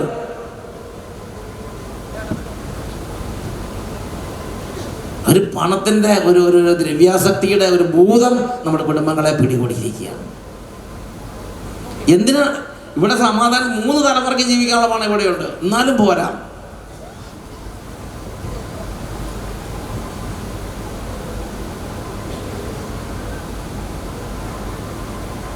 പ്രിയപ്പെട്ട സഹോദരങ്ങളെ, ഞാൻ നിങ്ങളൊരു ഉദാഹരണം പറയട്ടെ. ഈ വിദേശപ്രമം ഒന്ന് അവസാനിപ്പിക്കണം. ഞാനൊരു ഉദാഹരണം പറയാം. അതായത് മണി ഓറിയൻറ്റഡ് എന്ന് പറഞ്ഞല്ലോ. ഞാൻ ചോദിച്ചു, സഹോദരൻ ഒന്ന് എക്സ്പ്ലെയിൻ ചെയ്യുകയാണെങ്കിൽ എനിക്ക് കുറച്ചും കൂടെ മനസ്സിലാവുമെന്ന് പറഞ്ഞു. ഞാൻ പറഞ്ഞു, നമ്മുടെ വിൻസെൻ്റ് പറഞ്ഞില്ലേ, ഞാൻ 10ാം ക്ലാസ്സിൽ 17 തവണ തോറ്റ ആളെന്ന് പറഞ്ഞില്ലേ, അതുപോലെ ഞാൻ പറഞ്ഞു, ഞാനൊരു നാടൻ ബുദ്ധിയാണ്. എനിക്ക് അട്ടപ്പാടിയിലെ ആളുകളുടെ ഒരു രീതിയിൽ എനിക്ക് മനസ്സിലാവുള്ളൂ. ഇങ്ങനെയെന്ന് പറഞ്ഞ് എനിക്ക് ഫുള്ള് മനസ്സിലായിരുന്നു. വിശദീകരിക്കാൻ പറഞ്ഞു. അപ്പോൾ പറഞ്ഞു, ആ സ്നേഹിതനോട് പറഞ്ഞിങ്ങനെയാണ്, ഒരു ക്രിസ്ത്യൻ ഫാമിലി ഭരണങ്ങാനത്തുണ്ടെന്നിരിക്കട്ടെ, അതുമല്ലെങ്കിൽ കുടമാളൂരുണ്ടെന്നിരിക്കട്ടെ, അതുമല്ലെങ്കിൽ SB കോളേജിന് അടുത്തുണ്ടെന്നിരിക്കട്ടെ. ഒരു ദിവസം പെട്ടെന്ന് ഒരാൾ വന്ന് ചോദിക്കുകയാണ്, ചേട്ടാ ചേട്ടൻ്റെ സ്ഥലം വിൽക്കാൻ പോകുമെന്ന് കേട്ടല്ലോ, ചേട്ടൻ്റെ സ്ഥലം വിൽക്കുന്നുണ്ടോ? ഉടനെ ഈ ചേട്ടൻ പറഞ്ഞേ, ചിന്തിച്ചിട്ട് പോലുമില്ലല്ലോ, ഇതെന്താ പറയണേ? അപ്പോൾ അദ്ദേഹം പറഞ്ഞു, ഇല്ല കൊടുക്കണില്ലെങ്കിൽ വേണ്ട കേട്ടോ, ഇങ്ങനെ ഞാൻ ടൗണിൽ ഇതിപ്പോൾ ആരോ പറഞ്ഞു ഇങ്ങനെ കൊടുക്കണ്ടെന്ന് കേട്ടപ്പോൾ വന്നു കേട്ടില്ലേ, ഇല്ലെങ്കിൽ വേണ്ട എന്ന് പറഞ്ഞു. അപ്പോൾ പറഞ്ഞില്ല, കൊടുക്കാൻ ഉദ്ദേശിച്ചിട്ടുള്ള ചിന്തിച്ചിട്ടുള്ള ആലോചിച്ചിട്ടുള്ള പറഞ്ഞിട്ടുമില്ലെന്ന് പറയും. എന്നാൽ അതിന് വേണ്ട കേട്ടോ, ഞങ്ങൾ പോകാമെന്ന് പറഞ്ഞിട്ട് പോകുമ്പോൾ പോണ വഴിക്ക് പറയും, കൊടുക്കുകയാണെങ്കിൽ ഒന്ന് പറയണം കേട്ടോ. ഇവിടെ ഇപ്പോൾ സെൻറ്റിന് എന്തുണ്ട് വില? സെൻറ്റിനൊരു 25 ലക്ഷം ഉണ്ടെന്ന് വിചാരിക്കും. ഞാൻ ഊഹിച്ച് പറയണതാണ്, ഇനി ഇല്ലാതെ ഈ വിലയെന്ന് ഞാൻ പറയാൻ നിൽക്കണ്ട. അപ്പോൾ അദ്ദേഹം പറയും, കൊടുക്കുകയാണെങ്കിൽ എന്നോടൊന്ന് പറഞ്ഞിട്ട് കൊടുക്കണം കേട്ടോ, സെൻറ്റിന് 40 ലക്ഷം വെച്ച് തന്നേക്കാന്ന് പറയും. എന്താ മാതിരി 25 കിട്ടിയ ലാഭം എന്ന് വിചാരിച്ചിരിക്കുകയാണ്. അപ്പോഴാണ് 40 ലക്ഷം, 10 സെൻറ്റ് അല്ലെങ്കിൽ അര ഏക്കർ ഉണ്ടെന്ന് വിചാരിക്കും. ഇത് തലമുറയായിട്ട് കർത്താവിൻ്റെ വലതുകരം തട്ട മുന്തിരി പോലെ ഫാമിലീനെ ഇവിടെ നട്ടുപിടിപ്പിച്ചിരിക്കുകയാണ്. കർത്താവിൻ്റെ വലതുകരം തട്ട മുന്തിരി ഇവിടെ പടർന്ന് പന്തലിച്ച് മക്കളും മക്കളുടെ തലമുറകളെ ഇവിടെ നിന്ന് കർത്താവിൻ്റെ സഭയുടെ പൈതൃകം കാത്തു സൂക്ഷിക്കാനുള്ള കർത്താവ് നട്ട മുന്തിരിയാണത്. 40 ലക്ഷം കണ്ടപ്പോൾ മുന്തിരിയുടെ ചുവടിറങ്ങി. അപ്പോൾ 2 ദിവസം കഴിഞ്ഞപ്പോൾ 2 ആഴ്ച കഴിഞ്ഞപ്പോൾ വീണ്ടും ഒരാൾ വന്നു ചോദിച്ചു, അല്ല ഇവിടെ സ്ഥലം കൊടുക്കാൻ പോകുന്നത് കേട്ടല്ലോ, കൊടുക്കണുണ്ടോ? അപ്പോൾ ഈ ചേട്ടൻ, പക്ഷേ ഇതൊരു ഒരു ഇടകൂടായുള്ളത്, കഴിഞ്ഞ ആഴ്ച ഇതുപോലെ ഒരാൾ വന്ന് ചോദിച്ചല്ലോ, ഞാൻ ആരോടും പറഞ്ഞിട്ടൊന്നും, ഇത് ആരാ നിങ്ങളിങ്ങനെ പറഞ്ഞു കൊടുക്കുന്നതായിരിക്കും. അപ്പോൾ പറയില്ല, കൊടുക്കണില്ലെങ്കിൽ വേണ്ട കേട്ടോ, ഞാനിങ്ങനെ ടൗണിൽ പറഞ്ഞു കേട്ടപ്പോൾ വന്നതാ, കൊടുക്കണില്ലെങ്കിൽ വേണ്ട, ഞങ്ങൾ പോകാമെന്ന് പറയും. പോണ സമയത്ത് പറയും, കൊടുക്കുകയാണെങ്കിൽ എന്നോടൊന്ന് പറഞ്ഞിട്ട് കൊടുക്കണം കേട്ടോ, സെൻറ്റിന് 50 ലക്ഷം വെച്ച് തന്നേക്കാന്ന് പറയും. ചേട്ടനും ചേട്ടത്തിക്ക് ഇരിക്കപ്രതി ഉണ്ടോ? അത് എത്ര തലമുറകളുടെ ഹെറിറ്റേജ് ഇവിടെ ഉള്ളതാണെങ്കിലും ശരി, അത് ഭരണങ്ങാനാണെങ്കിലും, അത് അരുവത്തറയാണെങ്കിലും, അത് കൊടുങ്ങല്ലൂരാണെങ്കിലും, അത് പിന്നെ എവിടെയാ സഹീവൻ ധ്യാനകേന്ദ്രത്തിനടുത്താണെങ്കിലും, കർത്താവ് നമ്മുടെ സഭയുടെ ഹെറിറ്റേജും പൈതൃകമുള്ള സ്ഥലങ്ങളൊക്കെ ആണെങ്കിലും ശരി, നമുക്ക് പണം കിട്ടിയാൽ നമ്മൾ ആ സ്ഥലം കൊടുത്തിരിക്കും. രണ്ടുപേരും കൂടെ തീരുമാനം എടുക്കും. ചിലപ്പോൾ ആകെ എതിർക്കാനുള്ളത് വികാരിച്ച് മാത്രമായിരിക്കും. വികാരിച്ച് പറയും, കൊടുക്കണോ, ഇത്രയും നല്ല സ്ഥലം ഇവിടെ കൊടുത്തിട്ട് ഇങ്ങോട്ട്, അത് പിന്നെ അച്ഛനെ നല്ല കുറ്റം പറയണം, അത് കൊടുത്തിരിക്കും. ഞാൻ ഓർക്കുന്നുള്ളൊരു സംഭവം, Christian families are money or, പണം കിട്ടിയാൽ അവർ ഏത് സ്ഥലം കൊടുക്കും. അവർക്ക് ആയിരക്കണക്കിന് വർഷങ്ങളായി നമ്മുടെ കാരണവന്മാർ ചോര നീരാക്കി വളർത്തിയെടുത്ത ഹെറിറ്റേജും പൈതൃകവും പാരമ്പര്യങ്ങളൊന്നും അവർക്കൊരു വിലയുള്ള കാര്യമല്ല. ഞാൻ ഓർക്കുന്നുണ്ടൊരു സംഭവം, അവിടെ പാലക്കാട് ജില്ലയിൽ ഒരു അമ്പലപ്പറമ്പിൽ ഒരു വേറൊരു സമുദായത്തിൻ്റെ ആളുകൾ വന്ന് കൊടികുത്തിയില്ല, അവരെന്തോ ഒരു വലിയ പരിപാടി നടത്താൻ പോവാണ്. അമ്പലപ്പറമ്പിൽ വെറുതെ കിടക്കുകയാണ്. ഒരു വലിയ പരിപാടി നടത്താൻ വേണ്ടി വണ്ടി കൊണ്ടിട്ടു, പരിപാടികൾ ആരംഭിച്ചു. ഉടനെ ഒരു 10-20 ഹിന്ദുക്കൾ അവിടെ ഓടി വന്ന സമയത്ത് അവർ പറഞ്ഞു, ഇവിടെ അമ്പലപ്പറമ്പാണ്, ഇത് ചെയ്യാൻ പാടില്ലെന്ന് പറഞ്ഞു. അപ്പോൾ പറഞ്ഞു, ഇല്ല ഇവിടെ ചെയ്യാൻ പാടില്ലെന്ന് എഴുതി വെച്ചിട്ടില്ല, ഞങ്ങൾ ചെയ്തിരിക്കും, നിങ്ങളാരെ തടയാൻ എന്ന് പറഞ്ഞ് 20 പേരോട് കയർത്തു. അപ്പോൾ അവർ തന്നെ മൊബൈലിൽ മെസ്സേജ് അയച്ചു. ക്ഷണനേരം കൊണ്ട് ഒരു 10-200 ഹൈന്ദവ സഹോദരങ്ങൾ പാഞ്ഞെത്തി എല്ലാത്തിനും അവിടെ നിന്ന് അടിച്ചോടിച്ചു. മേലിവിടെ കണ്ടുപോകരെന്ന് പറഞ്ഞ് അടിച്ചോടിച്ചു. എന്നിട്ട് അവർ പറഞ്ഞൊരു കാര്യമുണ്ട്, ആ സഹോദരൻ പറഞ്ഞ കാര്യമുണ്ട്, ഞങ്ങൾക്ക് സർട്ടിഫിക്കറ്റും പഠിപ്പും വിവരവും ഇല്ലാഞ്ഞിട്ടല്ല ഞങ്ങൾ വിദേശങ്ങളിൽ പോകാത്തത്, ഞങ്ങൾക്ക് വിസയും അതിൻ്റെ ഓപ്പർച്യൂണിറ്റി എല്ലാം കിട്ടാഞ്ഞിട്ടല്ല ഞങ്ങൾ വിദേശത്ത് പോകാത്തത്. ഞങ്ങളിവിടെ വിദേശങ്ങളിൽ പോകാതെ ഈ അമ്പലത്തിന് ചുറ്റിനും ഇവിടെ താമസിക്കണമെങ്കിൽ ഒറ്റ കാര്യമുള്ളൂ, ഞങ്ങളുടെ ദേശരക്ഷ, ഞങ്ങളുടെ കൾച്ചർ, ഞങ്ങളുടെ സംസ്കാരം സംരക്ഷിക്കാൻ വേണ്ടിയാണ് ഞങ്ങളിവിടെ താമസിക്കുന്നത്. ഞങ്ങൾക്ക് പണത്തേക്കാൾ വലുത് ഞങ്ങളുടെ സംസ്കാരമാണ്, ഞങ്ങൾക്ക് പണത്തേക്കാൾ വലുത് ഞങ്ങളുടെ ദേശരക്ഷയാണ്. നമുക്ക് ആ സമുദായ ബോധം വന്നിട്ടുണ്ടോ? നമ്മുടെ ബ്ലഡിൽ അത് കയറിയിട്ടുണ്ടോ? 137 സങ്കീർത്തനത്തിൽ 5-6 വാക്യങ്ങളിൽ വചനത്തിൽ അന്ന് സങ്കീർത്തകനും അതുപോലെ തന്നെ ദേവദാസന്മാർ ഇങ്ങനെ പറഞ്ഞിട്ടുണ്ട്,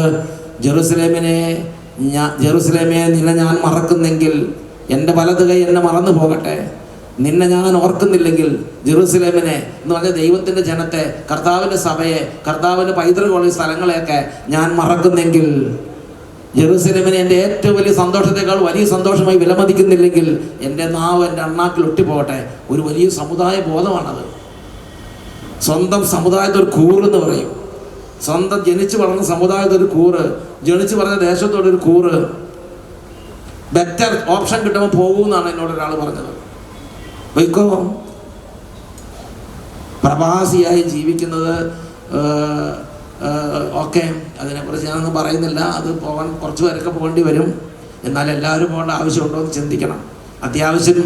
അത്യാവശ്യം ദൈവം ഇവിടെ നട്ട് വളർത്തിയിരിക്കുന്നവർ ഇവിടെ തന്നെ നിൽക്കുകയല്ലേ നല്ലതെന്ന് ചിന്തിക്കണം.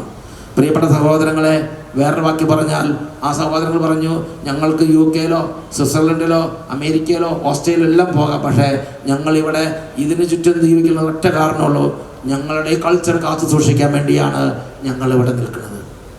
എന്നാൽ എന്നോട് സംസാരിച്ച ആ സഹോദരൻ നമ്മുടെ കുടുംബങ്ങളെ വിലയിരുത്തിയിട്ട് പെട്ടെന്ന് പറയാണ്, ക്രിസ്ത്യൻ ഫാമിലീസ് ആർ മണി, പണം കിട്ടി അവരെന്ത് വിറ്റിട്ട് പോകുന്നു. എന്നിട്ട് അദ്ദേഹം എന്നോട് പറഞ്ഞൊരു കാര്യമുണ്ട്. അദ്ദേഹം എന്നോട് പറയാണ്, ഞങ്ങളുടെ സമുദായത്തിൽ ഞങ്ങളുടെ കുടുംബങ്ങളിൽ ഒരു കുട്ടി ജനിച്ചാൽ ഞങ്ങൾ ആ കുട്ടീനെ ഇത് മാത്രം ജോലി എന്ന് പറഞ്ഞ് നിർബന്ധിക്കില്ല. ഒരു കുപ്പി ഇറക്കി വിറ്റ് ജീവിച്ചാലും മതി, ആക്രി പറിക്കാലും ഞങ്ങൾ ഓക്കെ, മീൻ വിറ്റാലും ഓക്കെ, ഇറച്ചി വെട്ടി വിറ്റാലും ഓക്കെ, അവർക്കും പെണ്ണിനെ കൊടുക്കും. ഞങ്ങളുടെ സമുദായത്തിൽ അങ്ങനെ പെണ്ണിനെ കൊടുക്കാൻ ഞങ്ങൾക്ക് യാതൊരു മടിയില്ല. നിങ്ങളുടെ സമുദായത്തിൽ അങ്ങനെ പെണ്ണിനെ കൊടുക്കുമോ? കുപ്പി കൊടുക്കുകയല്ല. അതുകൊണ്ടെന്തായി, നമ്മൾ പണ്ട് മാട് കച്ചവടം വലിയൊരു ബിസിനസ്സായിരുന്നു. ക്രിസ്തീയ സമുദായത്തിന് വലിയൊരു ബിസിനസ്സായിരുന്നു. ഉരുവിൻ്റെ കച്ചവടം, പോത്ത് എരുമ ഇതിനൊക്കെ ഇങ്ങനെ കൊണ്ടുവന്ന് കൂട്ടമായി കൊണ്ടുവന്ന് വ്യാപകമായി വിതരണം, ഒരു വലിയ ബിസിനസ്സായിരുന്നു. അത് നമ്മുടെ ഒരു വലിയ പ്രാബല്യത്തിൽ വന്ന ബിസിനസ്സായിരുന്നു. അതെന്തായി, അത് അങ്ങനെയുള്ളവരെ നമ്മൾ ആക്ഷേപിക്കാൻ തുടങ്ങി. ഞാൻ ഓർക്കുന്നുണ്ട്, എൻ്റെ ചെറുപ്പത്തിൽ ഞാൻ കേട്ടൊരു കാര്യം. എന്താ പറയണത്, ആ എരുമച്ചേട്ടൻ്റെ മകനാണോ, എരുമേന വലിയ ബിസിനസ്സിൻ്റെ പടം. പക്ഷേ ആ പിള്ളേരെ വിളിക്കുന്ന എരുമച്ചേട്ടൻ്റെ പിള്ളേർ. അട്ടപ്പാടിയിൽ ഒരാളെ വിളിക്കുന്നത് മാട്ടുപ്പെട്ടി, മാട് കച്ചവടം. എന്താ ചെയ്യുക, ഒരു ചാതുർവർണ്ണ വ്യവസ്ഥ നിലനിൽക്കുകയാണ്, ലുക്കിംഗ് ഡൗൺ. അതുകൊണ്ട് എന്തായി, നമ്മുടെ പിള്ളേർ ഈ ഡോക്ടർ, എഞ്ചിനീയർ, പിതാവ് പറഞ്ഞ 3-4 കാര്യം ഒഴിച്ച് ബാക്കി നമ്മുടെ പിള്ളേരുടെ മനസ്സിലേക്ക് ഒന്നും കയറാത്ത പോലെ നമ്മൾ അതുപോലെ സെറ്റപ്പാക്കി. ആ സമുദായം നമ്മുടെ എന്നോട് പറഞ്ഞ സ്നേഹിത പറഞ്ഞു, ഞങ്ങളുടെ സമുദായത്തിൽ ഞങ്ങളുടെ കുടുംബത്തിൽ ഒരു കുട്ടി ജനിച്ചാൽ ഞങ്ങൾ അവനോട് പറയണത്, നീ എത്രയും പെട്ടെന്ന് വളർന്ന് വലുതാകണം. നീ പഠിച്ചില്ലേലും കുഴപ്പമില്ല, നിനക്ക് ജോലിയില്ലേലും കുഴപ്പമില്ല, നീ വേഗം ഭക്ഷണം കഴിച്ച് നീ വേഗം വളർന്ന് വലുതാകണം. എന്തിനാ? എന്നിട്ട് നീ വേഗം കല്യാണം കഴിക്കണം. എന്തിനാ കല്യാണം കഴിക്കണേ? നിൻ്റെ ഒരു കുട്ടീനെ കണ്ടിട്ട് വേണം എനിക്കൊന്ന് മരിക്കാൻ.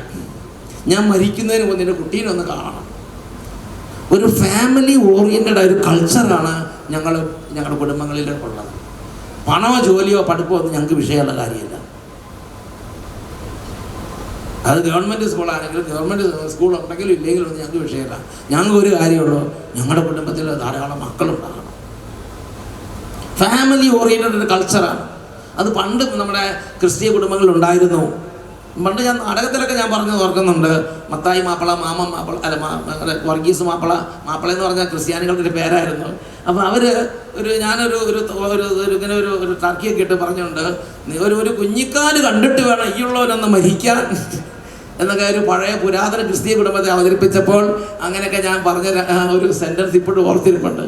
പുരാതന കാലത്ത് നമ്മുടെ കുടുംബങ്ങളിൽ, എൻ്റെ പ്രിയപ്പെട്ട സഹോദരനെ, പ്രബലമായി നിന്നിരുന്ന ഒരു കൾച്ചർ ഫാമിലി ഓറിയൻറ്റഡ് ഒരു കൾച്ചറാണ്. കുടുംബം, മക്കളുടെ മക്കൾ, തലമുറകൾ, ഒത്തിരി മക്കളെ കണ്ടിട്ട് വേണം മരിക്കാൻ, മക്കളെ കണ്ടിട്ട് വേണം മരിക്കാൻ. അതൊക്കെ ഒരു വലിയൊരു ദൈവാനുഗ്രഹമായിട്ട് കണക്കാക്കിയിരുന്ന ഒരു വലിയ പ്രബലമായ ഒരു സംസ്കാരം, ഒരു ഫാമിലി ഓറിയൻറ്റഡ് ഒരു കൾച്ചർ നമ്മുടെ കുടുംബങ്ങളിൽ ഉണ്ടായിരുന്നു. എന്നാൽ നമ്മുടെ ദൈവവചനത്തിൽ നിന്നുള്ള കൂടെ ദൈവവചനത്തിൻ്റെ വഴികളുടെ യാത്ര വിട്ടപ്പോൾ, പലതരത്തിലുള്ള പുതിയ ചിന്താധാരകൾ നമ്മുടെ ഉള്ളിലേക്ക് കയറിയപ്പോൾ, നമ്മുടെ മനസ്സിൽ നിന്ന് ആദ്യം എടുത്തു കളഞ്ഞത് ഫാമിലിയുടെ വില എടുത്തു കളഞ്ഞു, കുടുംബത്തിൻ്റെ വില അങ്ങോട്ട് എടുത്തു കളഞ്ഞു, കുടുംബജീവിതത്തിൻ്റെ വില അങ്ങോട്ട് എടുത്തു കളഞ്ഞു. അതിനേക്കാൾ വിലയുള്ളതാണ് ജോലി, അതിനേക്കാൾ വിലയുള്ളതാണ് പണം എന്നാക്കി മാറ്റി. അതുകൊണ്ട് നമ്മുടെ ചെറുപ്പക്കാർ പറയുന്നത് വാക്കിയുണ്ട്, ഒന്ന് സെറ്റിൽഡ് ആയിട്ട് മതി ഞങ്ങളുടെ കല്യാണം. എന്താ ഈ സെറ്റിൽഡ് ആയെന്ന് പറഞ്ഞാൽ എന്താ? എല്ലാം ഒന്ന് സെറ്റപ്പ് അയച്ചിട്ട് വരുമാനമൊക്കെ ആയി പണമായിട്ട് ശേഷം മതി കല്യാണം എന്ന്. രണ്ടാമതായി, എൻ്റെ പ്രിയപ്പെട്ട സഹോദരങ്ങളെ, കുടുംബത്തിൽ ക്രിസ്ത്യൻ ഫാമിലീസ്, ക്രിസ്ത്യൻ കുടുംബങ്ങളിൽ പ്രാബല്യം നിൽക്കുന്ന ഒരു പ്രിൻസിപ്പിളിനെ കുറിച്ച് പറഞ്ഞിങ്ങനെയാണ്, Christian families are study oriented. ഒരു കുട്ടി ജനിച്ചാൽ ആ കുട്ടീനെ സൂര്യം കൊടുക്കല, ട്യൂഷൻ, ട്രെയിനിങ്, ഞായറാഴ്ച പോലും അതിനൊരു സൂര്യമില്ല. ഞായറാഴ്ച ഒന്നും ചെയ്യരുതെന്ന് പറഞ്ഞിരിക്കുന്നത്. അന്നാണ് എല്ലാ കോച്ചിങ്ങും വെച്ചിരിക്കുന്നത്. ഈ കോച്ചിങ് പോരെങ്കിൽ കുച്ചിപ്പിടി ഡാൻസിൻ്റെ വെച്ചേക്കണം, ട്രെയിനിങ് എന്തെങ്കിലും കൊടുത്ത് ഇനി എമ്പരപ്പ് നല്ല ഓവർലോഡാക്കും. പ്രിയപ്പെട്ട സഹോദരങ്ങളെ, ദൈവത്തിൻ്റെ വചനം അനുസരിച്ചും കർത്താവിൻ്റെ സഭയുടെ, നമ്മുടെ സുറിയാനി സഭയുടെ പാരമ്പര്യം അനുസരിച്ചും ദൈവത്തിൻ്റെ നമ്മുടെ ഫാമിലിയിൽ നമ്മളെ പൂർവികർ പ്രാധാന്യം കൊടുത്തിരുന്നത് പണത്തിനും ജോലിക്കും ഒന്നും അല്ല പ്രാധാന്യം കൊടുത്തിരുന്നത്. കുടുംബ ജീവിതത്തിനാണ് അവർ നല്ല പ്രാധാന്യം കൊടുത്തിരുന്നത്. അവർ ഞാനോട് പറഞ്ഞ ചെറുപ്പക്കാരൻ പറയുകയാണ്, ഞങ്ങളുടെ സമുദായത്തിലൊന്നും ഇത്രയും ഭ്രാന്തില്ല. ഞങ്ങളുടെ സമുദായത്തിൽ കുട്ടി ജനിച്ചാൽ പഠിക്കാൻ പറ്റുന്നവർ പഠിക്കട്ടെ, പഠിച്ചില്ലെങ്കിലും കുഴപ്പമില്ല, ഇംഗ്ലീഷ് മീഡിയത്തിൽ ചേർക്കണമെന്ന് വലിയ നിർബന്ധമൊന്നുമില്ല. ഗവൺമെൻറ് തൊട്ടടുത്തുണ്ടെങ്കിൽ അവിടെ പോയി പഠിക്കും, വേണ്ടവർ തന്നെ പഠിച്ചോളും. അങ്ങനെ പഠിച്ച് കയറി പോണവരുണ്ട്, പഠിക്കാത്തവരുണ്ട്. പഠിക്കാത്തവർക്കും പഠിച്ചവർക്കും എല്ലാം ഇവിടെ ജീവിതമുണ്ട്. അവരുടെ അദ്ദേഹം പറയുന്നതാണ്, ഞങ്ങളുടെ കുടുംബത്തിൽ ഒന്നിച്ചു കൂടുക, ഫാമിലി ഓറിയൻറ്റഡ് ഒരു കൾച്ചർ വളർത്തിയെടുക്കാൻ വേണ്ടി ഞങ്ങൾ ആഗ്രഹിക്കുന്നു. അവർക്ക് പറഞ്ഞ ഹല്ലേലൂയ, ഹല്ലേലൂയ, ഹല്ലേലൂയ. എൻ്റെ പ്രിയപ്പെട്ട സഹോദരങ്ങളെ, ഞാൻ ഓർക്കുന്നുണ്ട്, ഞാൻ അട്ടപ്പാടി ചെന്നപ്പോൾ, അട്ടപ്പാടിയിൽ എനിക്ക് പരിചയമുള്ളൊരു കുടുംബമുണ്ട്. ആ കുടുംബത്തിൽ നല്ല ടെറസ് വീട് 1994 10-30 വർഷങ്ങൾക്ക് മുമ്പ്.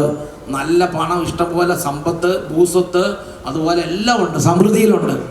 അങ്ങനെ സമൃദ്ധിയുള്ള ഈ കുടുംബത്തിൽ ഒരൊറ്റ മകനേ ഉള്ളൂ. അങ്ങനെ എനിക്ക് ആ ഫാമിലി, കാരണം അപ്പനും അമ്മയും പള്ളിയിൽ ആക്റ്റീവാണ്, മോനും പള്ളിയിൽ ആക്റ്റീവാണ്. അപ്പോൾ അതുകൊണ്ട് ആ ഫാമിലിയോട് സന്തോഷമാണ്. ഇടയ്ക്ക് ആ ഫാമിലി വിസിറ്റ് ചെയ്യാറുണ്ട്. അപ്പോൾ ആ കുട്ടി 10-21 അത് കഴിഞ്ഞ് പഠിപ്പൊക്കെ കഴിഞ്ഞു 10-21 വയസ്സായപ്പോൾ കല്യാണാലോചനകൾ വരാൻ തുടങ്ങി. പല കല്യാണാലോചനകളും വന്നു.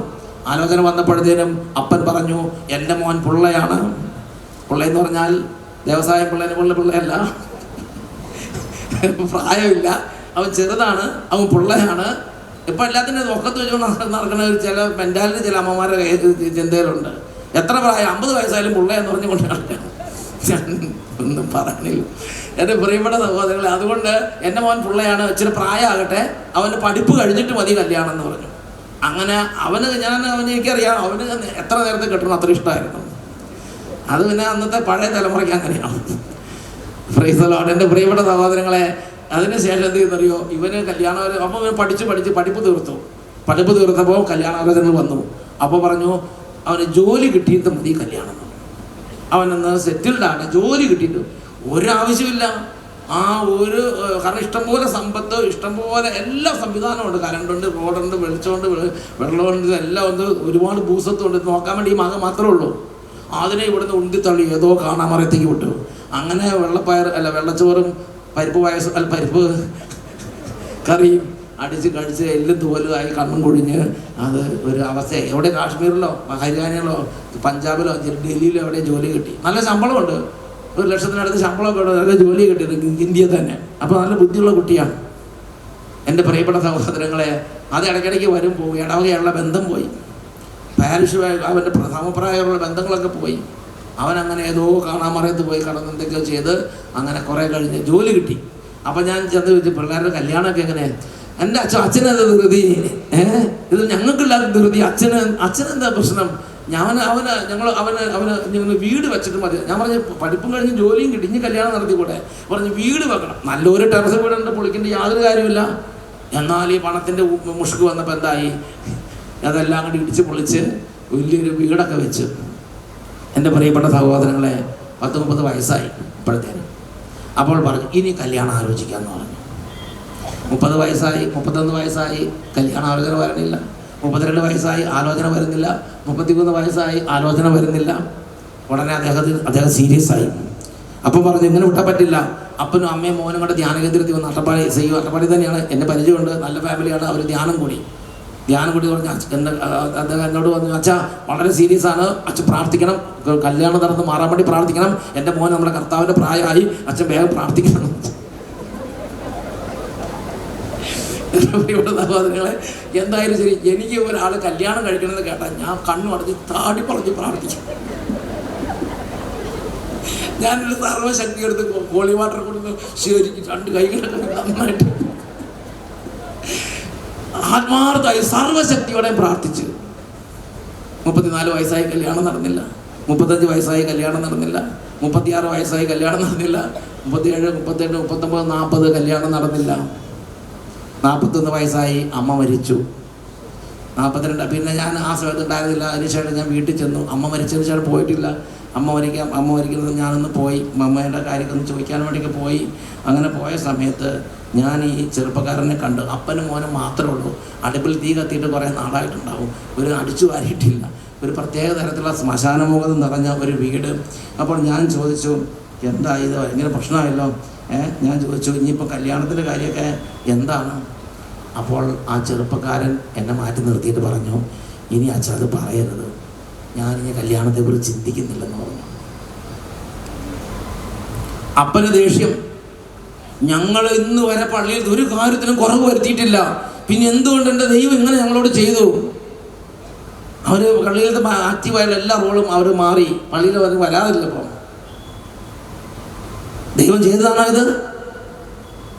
സുഭാഷിതങ്ങൾ 19-ാം അധ്യായത്തിൽ 3-ാം തിരുലിഖിതം, സ്വന്തം ഭോഷത്വമാണ് ഒരുവന്റെ വഴി നാശത്തിലെത്തിക്കുന്നത്. എന്നിട്ടും അവന്റെ ഹൃദയം കർത്താവിനെതിരെ കോപം കൊണ്ട് ജ്വലിക്കുന്നു. ആ ചെറുപ്പക്കാരനും ഇപ്പോൾ ഒരു പ്രത്യേക തരത്തിലുള്ള ഒരു നിർവികാരതയാണ്. ഞാൻ നോക്കി നിൽക്കുമ്പോൾ, അട്ടപ്പാടിയിൽ ഞാൻ നോക്കി നിൽക്കുമ്പോൾ ഒരു കുടുംബം അറബിക്കടലിൽ താന്നുപോയി. അതിന് പിൻതലമുറയില്ല.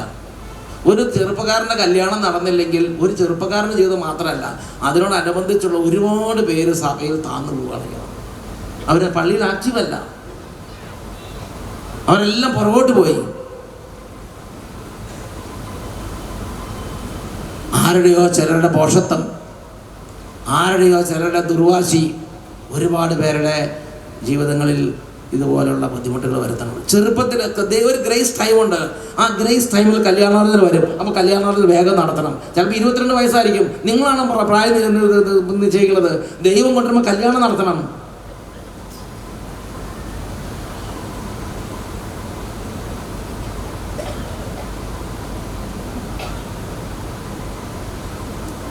Christian families are study oriented. ഞാൻ പറഞ്ഞത്, ഒരു അമേരിക്കയിലും ജർമ്മനിയിലൊക്കെ പോയി പഠിച്ചപ്പോൾ ഒരുപാട് പഠിച്ചു കഴിഞ്ഞപ്പോൾ എന്തായി? ഇപ്പോൾ പറയാം, ആ ചേട്ടൻ പറയണം, എൻ്റെ മകൾക്ക് ഇപ്പോൾ കല്യാണം വേണ്ടെന്നാ പറയണം അച്ചോ, 44 വയസ്സ് കഴിഞ്ഞു എന്ന് പറഞ്ഞു. PhD 2 കഴിഞ്ഞതാണ്. അടുത്തത് ക്രിസ്ത്യൻ ഫാമിലീസ് ആർ എന്താണ്? ജോബ് ഓറിയന്റഡ്, മണി ഓറിയന്റഡ്, പിന്നെ എന്താ ഒരെണ്ണം കൂടെയുണ്ട്,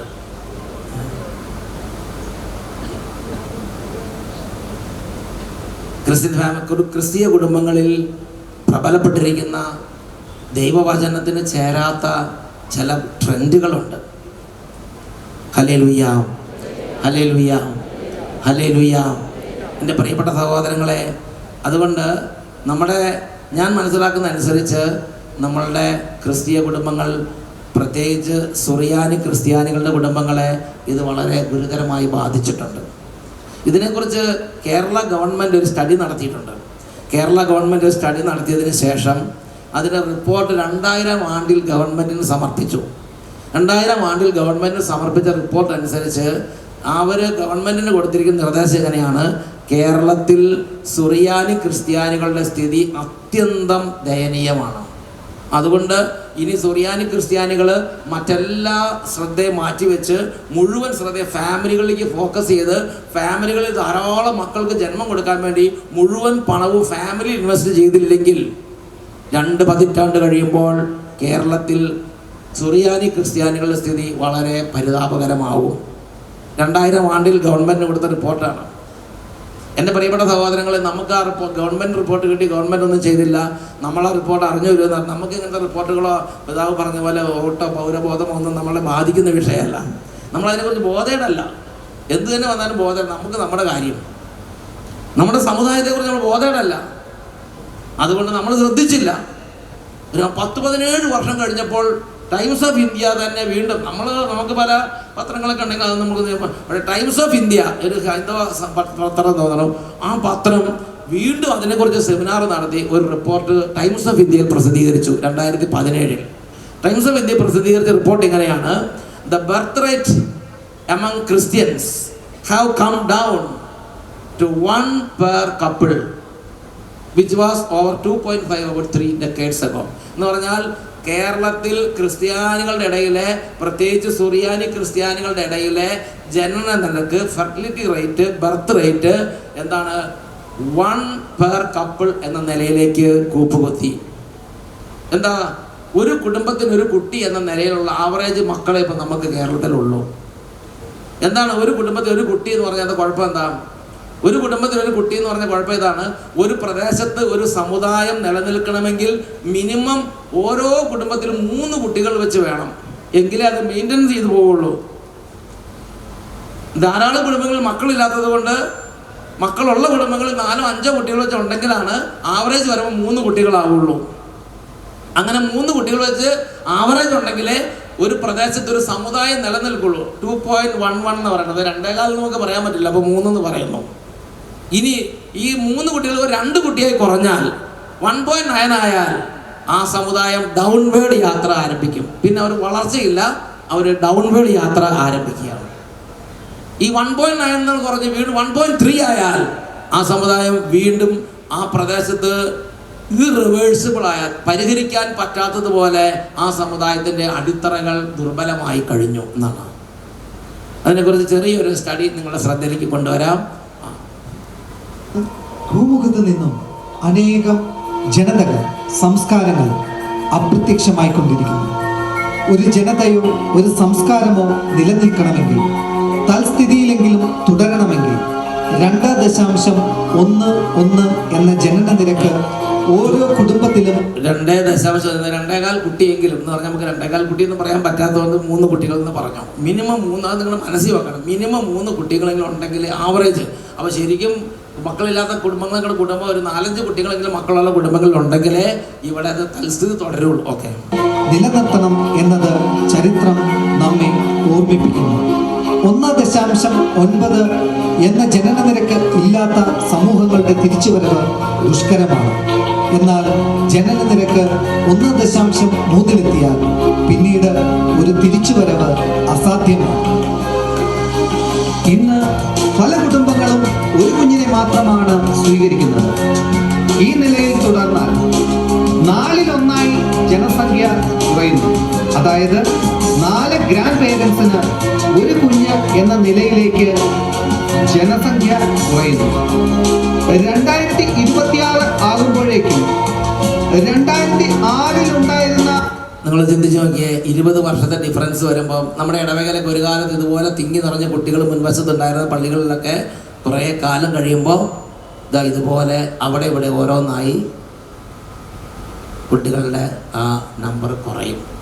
കോവിഡ് ബാധിച്ച മാതിരി ആയിട്ടുണ്ട്. കണ്ടിന്യൂ. ജനന നിരക്കിന്റെ 4-1 ജനന നിരക്ക് കുറയുമെന്ന് ചില പഠനങ്ങൾ നമ്മെ ഓർമ്മിപ്പിക്കുന്നു. ഇന്ന് യൂറോപ്പിലെ പല രാജ്യങ്ങളിലും ജനന നിരക്ക് 1.9 താഴെയാണ്. France 1.8, England 1.6, Greece 1.3, Germany 1.3. Okay, ഇത് നിങ്ങൾക്ക് മനസ്സിലായി ഇതിന് അപകടം. ഈ രാജ്യങ്ങളിൽ 1.9 താഴേക്ക് ജനനിരക്ക് പോയതുകൊണ്ട് അവർക്ക് ഇനി റിവേഴ്സ് തിരിച്ചു വരാൻ പറ്റില്ല. അതുകൊണ്ട് അവിടുത്തെ കാര്യങ്ങൾ നോക്കണമെങ്കിൽ മറ്റ് രാജ്യങ്ങളിലെ ആളുകൾ ചെല്ലണം. അതിനുവേണ്ടി അപ്പോൾ നമ്മൾ ഇവിടുന്ന് പോകണമെന്ന്. അപ്പോൾ ഇവിടെ തകർന്ന കാര്യം നമ്മൾ ചിന്തിക്കുന്നില്ല, ഇവിടുത്തെ തകർച്ച നമ്മൾ ചിന്തിക്കുന്നില്ല. എന്തൊരു മണ്ടത്തരമാണിത്. അതായത് അവിടുത്തെ രോഗികളെ ചികിത്സിക്കാൻ ആ രാജ്യത്തിൻ്റെ പൗരന്മാർ, ഡോക്ടർമാരില്ല. അവിടുത്തെ പ്രായമുള്ളവർക്ക് ഭക്ഷണം കോരി കൊടുക്കാൻ ആ രാജ്യത്തിൻ്റെ പൗരന്മാർ, ആ രാജ്യത്തിൻ്റെ മക്കളില്ല. അവിടുത്തെ കുട്ടികളെ പഠിപ്പിക്കാൻ ആ രാജ്യത്തിൻ്റെ സിറ്റിസൺസ് ഇല്ല. അവിടുത്തെ വണ്ടികൾ ഓടിക്കാൻ ആ രാജ്യത്തിൻ്റെ പൗരന്മാരില്ല. അതുകൊണ്ടാണ് മറ്റ് രാജ്യങ്ങളിൽ നിന്ന് അങ്ങോട്ട് മൈഗ്രേഷൻ നടക്കുന്നത്. എന്തുവാ, നമ്മൾ മൈഗ്രേറ്റ് ചെയ്യുമ്പോൾ ഇവിടുത്തെ തകർച്ച ആര് പരിഹരിക്കും? ഇവിടുത്തെ തകർച്ചയെക്കുറിച്ച് ആര് ചിന്തിക്കും? നിങ്ങൾ ചിന്തിച്ച് നോക്കിയപ്പോൾ നമ്മുടെ ഇവിടുത്തെ ഒരു കാര്യം നടക്കണമെങ്കിൽ ഞാൻ ഓർക്കുന്നുണ്ട്, എൻ്റെ കൂട്ടത്തിൽ പഠിച്ച നമ്മുടെ സെമിനാരി പഠിക്കുന്ന ഒരു സെമിനാരി വിദ്യാർത്ഥി ഒരു ദിവസം പോയി മുടി വെട്ടിയിട്ട് വന്നപ്പോഴത്തേനും കപ്പളങ്ങ കൊന്തി മാതിരി ഇരിപ്പുണ്ട്. പശു ഒരു പ്രത്യേക ഷേപ്പിൽ തല. ഞാൻ ചോദിച്ചു, ഇങ്ങനത്തെ തലയല്ലായിരുന്നു, ഇതെങ്ങനെയായിരുന്നു ചോദിച്ചു. അപ്പോൾ പറഞ്ഞു, എൻ്റെ അച്ഛൻ ഒന്നും പറയണ്ട. ഞാൻ അവിടെ ചെന്നപ്പോൾ അയാൾ എന്തോ പറഞ്ഞു, ഞാൻ പറഞ്ഞു ഓക്കെ ഓക്കെ എന്ന് പറഞ്ഞു. പുള്ളി ഒരു പിടിപ്പിച്ചു. ബംഗാളിയായിരുന്നു. ബായ് ബായ് എന്ന് പറഞ്ഞപ്പോഴേക്കും ഇത്ര എത്തിപ്പോയി എന്ന് പറഞ്ഞു. ഇങ്ങനെയുള്ളവർ വല്ല പല്ല് ഡോക്ടർമാരായി പല്ല് പറിക്കുവാണെങ്കിൽ ഏതൊക്കെ പല്ല് പറിച്ചോളൂ ആർക്കറിയാം.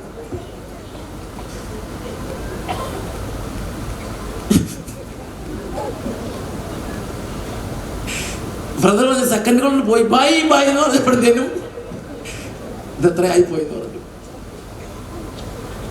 അങ്ങനെ ഓരോ ഹോട്ടലിൽ ചെന്നാലും എവിടെ ചെന്നാലും ചവിട്ടി പൊട്ടിയത് കഴിച്ചിട്ട് പോരാ, മതന്നെ വേണ്ട. എൻ്റെ പ്രിയപ്പെട്ട സഹോദരങ്ങളെ, ഈ രാജ്യങ്ങളിൽ ആ രാജ്യത്തിൻ്റെ പൗരന്മാരില്ലാത്തത് കൊണ്ടാണ് നമ്മൾ ഇവിടുന്ന് അങ്ങോട്ട് ഇങ്ങനെ പ്രവാസികളായിട്ട് പോകുന്നത്. അങ്ങനെ പോകുമ്പോൾ ഇവിടുത്തെ സമുദായത്തിൽ സംഭവിക്കുന്ന ദുരന്തത്തെക്കുറിച്ച് നമ്മൾ ചിന്തിക്കുന്നില്ല.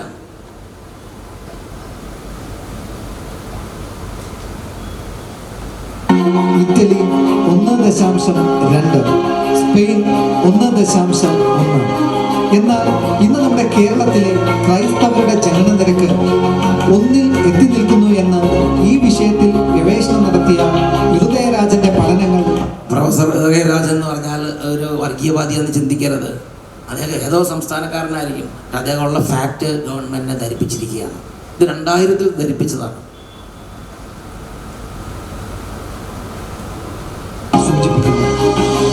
ഒരു ജനത, ഒരു വിശ്വാസം, ഒരു സംസ്കാരം ഇവിടെ നിന്നും അപ്രത്യക്ഷമായേക്കാവുന്ന വിധം അപകടകരമായ നിലയിലാണ് എന്ന സത്യം നാം തിരിച്ചറിയേണ്ടിയിരിക്കുന്നു. ഇത് നമ്മൾ ഒരു നിസ്സാര കാര്യമായിട്ട് ചിന്തിക്കരുത്. നമ്മുടെ സമുദായത്തിൻ്റെ അടിത്തറ ഇളകുന്നതിനെ കുറിച്ച് നമ്മൾ ഗൗരവത്തിൽ ചിന്തിക്കണം. ഇതിനെക്കുറിച്ച് ഗവൺമെൻറ് റിപ്പോർട്ടുകളെക്കുറിച്ച് വെബ്സൈറ്റിൽ ഞാൻ സെർച്ച് ചെയ്തപ്പോൾ വെബ്സൈറ്റിൽ കണ്ടത് എന്താ പറയുക, the socio economic transition 19th century among സുറിയാനിക് ക്രിസ്ത്യൻസ് എന്ന് പറഞ്ഞൊരു പേജ് എൻ്റെ ശ്രദ്ധയിൽപ്പെട്ടു. ആ പേജിൽ എന്താ പറഞ്ഞിരിക്കുന്നത് അറിയാമോ? സുറിയാനി ക്രിസ്ത്യാനികളുടെ ഇടയിൽ പാഴ്സി സിൻഡ്രം ബാധിച്ചു കഴിഞ്ഞു എന്നാണ് അതിൽ ഗവൺമെൻറ്റിന് ഒഫീഷ്യലായിട്ട് ജനസംഖ്യാ ശാസ്ത്രജ്ഞന്മാർ റിപ്പോർട്ട് കൊടുത്തിരിക്കുന്നത്. അത് 2000 ആണ്ടിൽ കൊടുത്ത റിപ്പോർട്ടാണ്. എന്താ റിപ്പോർട്ടിൽ പറയുന്നത്? The Syrian Christians of Kerala, demographic and socio economic transition in the 20th century. ഈ ഇംഗ്ലീഷ് വായിക്കാൻ ഞാൻ പറയുന്നില്ല, നമ്മുടെ കണക്ക് വായിച്ചത് തന്നെ ഒരുപാടായിട്ടുണ്ട്. ഇംഗ്ലീഷ് വായിക്കണോ? ഞാൻ തന്നെ വായിക്കാം. The effect of the past trends of fertility and mortality rate would become very apparent on the size and structure of the population. There is a very strong possibility that the Syrian Christian community would enter the ZPG regime. ZPG regime എന്ന് പറഞ്ഞാൽ എന്താ അർത്ഥം? ZPG എന്ന് പറഞ്ഞാൽ എന്താ? Zero population growth. Syrian Christian community would enter ZPG regime, zero population growth, or NPG regime. NPG എന്ന് പറഞ്ഞാൽ negative population growth. നമ്മളിപ്പോൾ നെഗറ്റീവ് പോപ്പുലേഷൻ ഗ്രോത്തിലേക്ക് കാറ്റഗറിയിലേക്ക് മാറി. Negative population growth within a matter of a decade or two, with very low fertility and inbreeding habits, the Syrian Christians could experience the Parsi syndrome. KC Zakaria, working paper number 322, November 2001. ഇത് 2001-ൽ ഗവൺമെൻറ്റിന് സമർപ്പിച്ച റിപ്പോർട്ടാണത്. Parsi syndrome എന്ന് പറഞ്ഞാൽ എന്താ? Parsi syndrome എന്ന് പറഞ്ഞാൽ India മഹാരാജ്യത്ത് പാഴ്സികൾ എന്നൊരു വിഭാഗം ഉണ്ടായിരുന്നു. ഈ പാഴ്സികൾ വളരെ നല്ല ബുദ്ധിമാന്മാരും നല്ല കഴിവുള്ളവരുമായിരുന്നു. നമ്മളെ സുറിയാനി ക്രിസ്ത്യാനികളെ പോലെ നല്ല പഠിപ്പുള്ളവരും നല്ല ബുദ്ധിയുള്ളവരും നല്ല സമ്പത്തുള്ളവരും. അതുകൊണ്ട് നമ്മൾ ബിർളയോ കാറ്റയോ അങ്ങനെയൊക്കെ അവരൊക്കെ അങ്ങനെയാണ് ആ പാഴ്സി സമുദായത്തിൽപ്പെട്ടെന്ന് കേട്ടിട്ടുണ്ട്. എൻ്റെ പ്രിയപ്പെട്ട, അതുകൊണ്ട് അവരുടെ ഇടയിൽ വന്ന ഒരു അപകടം, ഒരു ദുരന്തം ഇതാണ്: കല്യാണം കഴിക്കാൻ നേരെയില്ല. ഒരുപാട് ലേറ്റായിട്ട് കല്യാണം കഴിക്കും. ഇനി കല്യാണം കഴിച്ചാൽ തന്നെ മക്കളെ ജനിപ്പിക്കാൻ താല്പര്യമില്ല. മക്കളെ ജനിപ്പിക്കുകയാണെങ്കിൽ തന്നെ ഒരെണ്ണത്തെ മാത്രം ജനിക്കും. അതുകൊണ്ട് ഇന്ത്യ മഹാരാജ്യത്ത് ആ സമുദായം ഇല്ലാതായി. ഇനി 50,000 പേരോ 40,000 പേരോ ഉള്ളൂ. അതുകൊണ്ട് മരിച്ചു കഴിഞ്ഞാൽ എല്ലാം തീർന്നു. അവർക്ക് ഇനി ബാക്കി കണ്ടിന്യൂഷൻ ഇല്ല. അപ്പം അതുകൊണ്ട് ഇന്ത്യ രാജ്യത്ത് ഒരു സമുദായം കെട്ടുപോവുകയാണെങ്കിൽ, വിളക്ക് കെട്ടുപോകുന്നത് ഒരു സമുദായം കെട്ടുപോവുകയാണെങ്കിൽ, അപ്പോൾ അതിന് പറയുന്ന പേരാണ്. അപ്പോൾ അവർ ജനസംഖ്യാ ശാസ്ത്രജ്ഞന്മാർ അതിനെക്കുറിച്ച് ഇങ്ങനെ പറയാൻ തുടങ്ങും: ഇതിന് പാഴ്സി സിൻഡ്രം ബാധിച്ചു എന്ന് പറയും.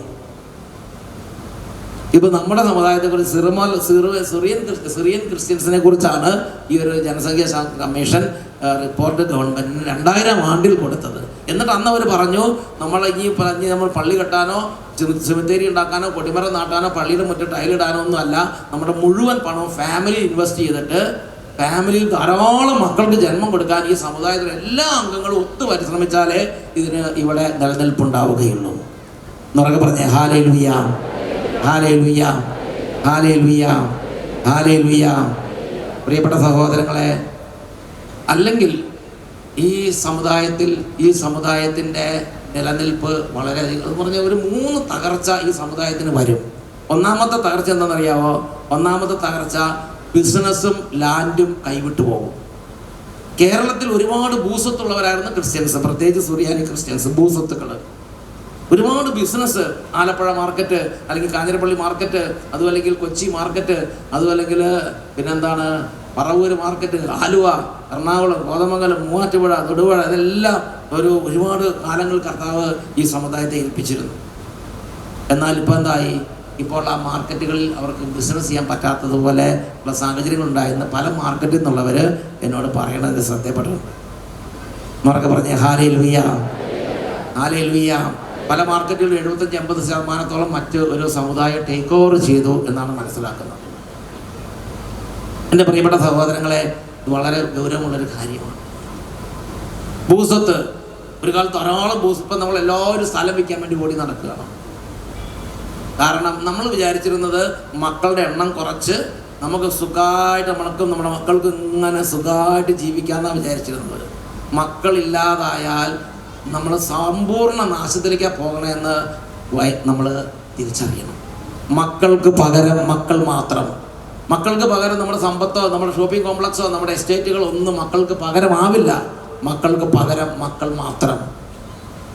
എൻ്റെ പ്രിയപ്പെട്ട സഹോദരങ്ങളെ, അതുകൊണ്ട് ഈ സമുദായ ശക്തീകരണത്തെക്കുറിച്ച് ചിന്തിക്കുന്ന സമയത്ത് നമ്മുടെ ഭാഗത്തു നിന്ന കുറവുകളെക്കുറിച്ച് നമ്മൾ ചിന്തിക്കണം. നമ്മൾ തിരുത്തണം. ദൈവവചനത്തിലേക്ക് തിരിച്ചു വരണം. മുൻ തലമുറകളുടെ പാരമ്പര്യങ്ങളിലേക്ക് നമ്മൾ തിരിച്ചു വരണം. അവരൊക്കെ പറഞ്ഞേ hallelujah, hallelujah, price the Lord. ഞാൻ മുമ്പ് സ്ഥലം വാങ്ങുന്ന കാര്യം പറഞ്ഞത് വെറുതെ അല്ല. ഞാൻ ഓർക്കുന്നത് ഫോർട്ട് കൊച്ചി ചെന്നപ്പം ആ സമുദ്ര തീരത്ത് ഒരു കാലത്ത് ക്രിസ്ത്യൻസ് തിങ്ങിപ്പാർത്തിരുന്ന ഫോർട്ട് കൊച്ചിയിൽ 1.5 കിലോമീറ്റർ 2 കിലോമീറ്റർ ദൂരം അടുപ്പിച്ച് മുഴുവൻ വീടുകളും ഒരു സമുദായം വാങ്ങിയെന്നാണ് ഞാൻ മനസ്സിലാക്കുന്നത്. മട്ടാഞ്ചേരിയിൽ ഒരു ഇടവകയിൽ 2200 വീട്ടുകാരുള്ള ഇടവകയിൽ ഇനി 200-300 വീട്ടുകാർ ആവശ്യം. ബാക്കി 1800-1900 വീടും അടുപ്പിച്ച് ഒരു സമുദായം വാങ്ങിയെന്നാണ് ഞാൻ മനസ്സിലാക്കുന്നത്. അതുപോലെ ഒരുപാട് സ്ഥലങ്ങളിൽ അങ്ങനെ കുടുംബങ്ങൾ പറിച്ച് വെളിപ്പെടുന്നുണ്ട്. എൻ്റെ പ്രിയപ്പെട്ട സഹോദരങ്ങൾ, നമ്മുടെ മാറിക്കൊണ്ടിരിക്കുന്ന നമ്മുടെ സമൂഹത്തിൻ്റെയും നമ്മുടെ സമുദായത്തിൻ്റെ അവസ്ഥകൾ മനസ്സിലാക്കണം. നമ്മൾ മനസ്സിലാക്കി നമ്മൾ എന്ത് ചെയ്യണം? നമ്മൾ ഇതിനു വേണ്ടി നമ്മൾ ഉണർന്ന് ബോധപൂർവം പ്രവർത്തിക്കണം. അതിൽ വളരെ പ്രധാനപ്പെട്ട ഒന്നാണ് ഫാമിലി ഓറിയൻറ്റഡ് ആയ നല്ലൊരു കൾച്ചറാണ്. കുടുംബത്തിൽ ജീവിക്കുന്നത്, ധാരാളം മക്കളുണ്ടാകുന്നത് അതിശ്രേഷ്ഠമാണ്. നമ്മൾ ചിന്തിക്കണം. എന്നൊക്കെ പറഞ്ഞേ ഹല്ലേലൂയ. നമ്മുടെ കുടുംബങ്ങൾ നമ്മൾ വ്യാപകമായി ലംഘിക്കുന്ന 2ാമത്തെ വചനമാണ് ജെറമിയ 29:6. ജെറമിയ 29:6. ആ വചനത്തിൽ നമ്മൾ വായിക്കുന്നത് ജെറമിയ 29:6. ഈ കൺവെൻഷൻ കഴിഞ്ഞ് നിങ്ങൾ എല്ലാവരും ഉടനെ പ്രാക്ടീസ് ചെയ്യേണ്ട വചനമാണിത്. നിങ്ങൾ വിവാഹം കഴിച്ച് സന്താനങ്ങൾക്ക് ജന്മം നൽകുവീൻ.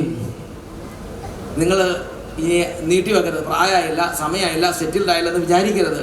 ഗ്രേസ് ടൈം എന്ന് പറഞ്ഞാൽ കല്യാണാലോചന വരുന്ന സമയം. ഒരു 19 വയസ്സ് തൊട്ട് കല്യാണാലോചന വന്ന വേഗം കല്യാണം നടത്തുക.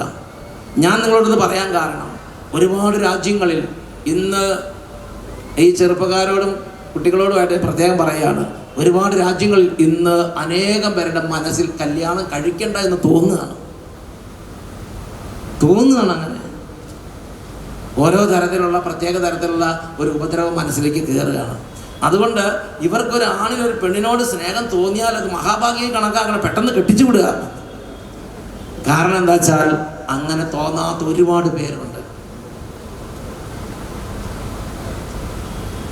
അങ്ങനെ തോന്നാത്ത അതുകൊണ്ട് ഈ നോർത്ത് ഈസ്റ്റിലും അതുപോലെ അമേരിക്കയിലൊക്കെ ചെയ്യുന്നത്, ഈ പെൺകുട്ടി +1 +2 ഒക്കെ ആയി കഴിഞ്ഞാൽ അങ്ങനെയുള്ള ഒരു ഫാമിലി ആയിട്ട് 3, 4, 5 ദിവസം ഓരോ കോഴ്സിനോ ഒക്കെ പോയി ഒരുമിച്ച് താമസിക്കുകയാണ്. അപ്പോൾ ഇവർക്ക് ആണുങ്ങളും പെണ്ണുങ്ങളും അങ്ങോട്ടും ഇങ്ങോട്ടും കണ്ട് ആണുങ്ങൾക്ക് പെണ്ണുങ്ങൾക്ക് അങ്ങോട്ടും ഇങ്ങോട്ടും സ്നേഹം തോന്നാൻ വേണ്ടിയിട്ട്, അല്ലെങ്കിൽ ആണിനോടും പെണ്ണിനോടും സ്നേഹം തോന്നും. ചിലർക്ക് ഒന്നുമില്ല. ഫാമിലി ലൈഫിനോട് ഇൻട്രസ്റ്റ് ഉണ്ടാകാൻ വേണ്ടി അവർ കടന്ന് തലകുത്തി മറിഞ്ഞ് കഷ്ടപ്പെടുകയാണ്. അങ്ങനെ ഇരിക്കുമ്പോഴാണ് നമ്മുടെ കേരളത്തിൽ ഫ്രീ ആയിട്ട് ഇങ്ങനെ ആഗ്രഹം വരുന്നത്. ഞങ്ങൾ പഠിച്ചത് 84-ലൊക്കെ നമ്മൾ ക്ലാസ്സിൽ ഇരുന്നിട്ട് ദൈവമേ നമ്മുടെ തലയുടെ മുകളിൽ കൂടിയാണ് കടലാസിൻ്റെ വിമാനം പറക്കേണ്ടത്. അന്നൊക്കെ ഈ പ്രശ്നമാണെന്ന് ഞങ്ങൾക്ക് ചിന്തിക്കാൻ പോലും പറ്റില്ല കേരളം എങ്ങനെ ആവുമെന്ന്.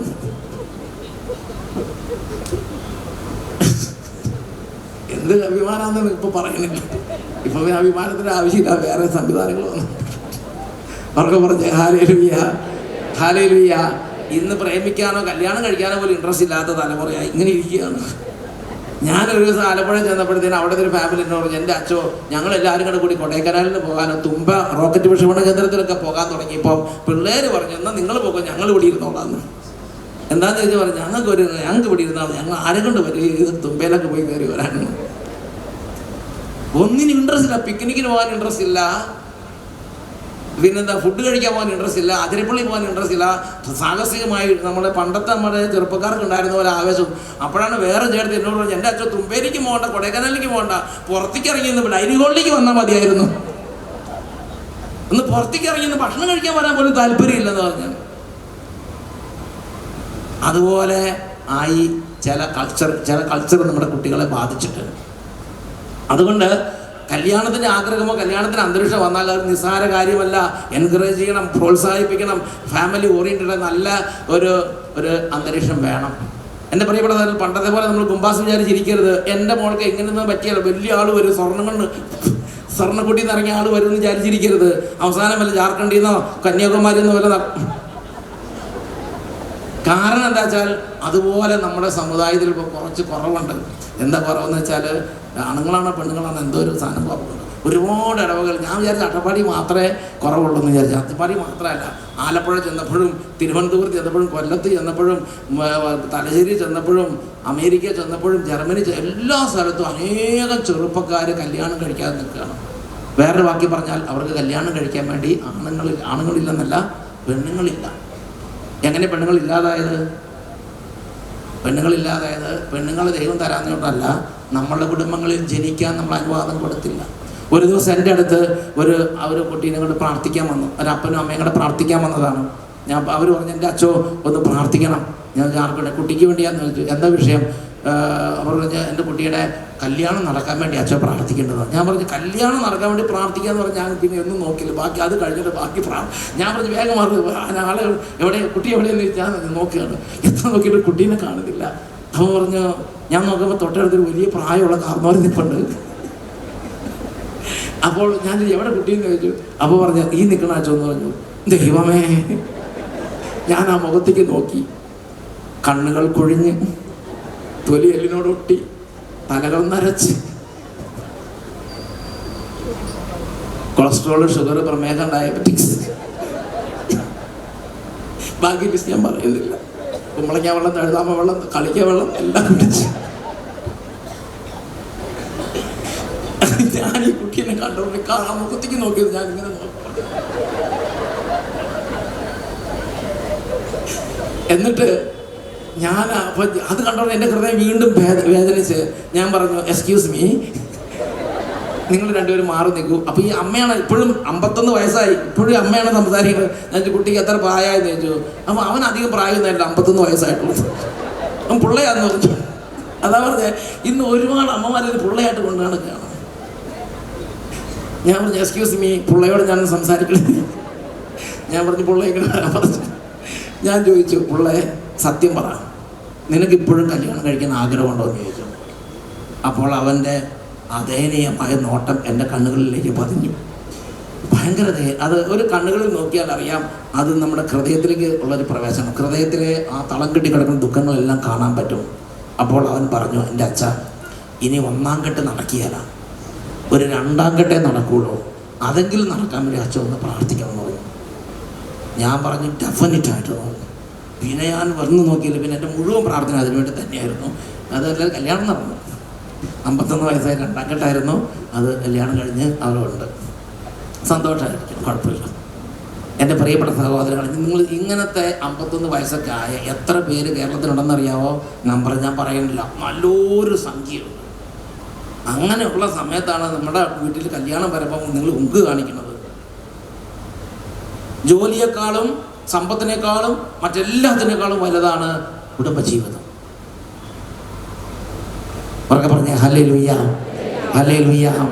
എൻ്റെ പ്രിയപ്പെട്ട സഹോദരങ്ങളെ, ജെറമ്യാ പ്രവാചകന്റെ ഗ്രന്ഥം 29-6 ഞാൻ ആദ്യം വായിച്ചപ്പോൾ ഞാൻ വിചാരിച്ചു ബൈബിളിൽ ഇത്രേണ്ട സ്ഥലം എന്തിനാണ് വെറുതെ കളഞ്ഞത്. അല്ലാതെ തന്നെ ഇവിടെ ആളുകളെ നിയന്ത്രിക്കാൻ പറ്റാതെ വിഷമിക്കാറുണ്ട് നമ്മുടെ ചെറുപ്പകാലത്ത്. അപ്പം അതുകൊണ്ട് ഇപ്പോൾ ഇതിനു വേണ്ടി ഇപ്പോൾ നിങ്ങൾ കല്യാണം കഴിക്കണമെന്ന് പറയാൻ വചനം എഴുതേണ്ട ആവശ്യമുണ്ടായിരുന്നു എന്ന് ചിന്തിച്ചത് ഇപ്പോൾ എനിക്ക് മനസ്സിലായത് വളരെ ആവശ്യമായിരുന്നു.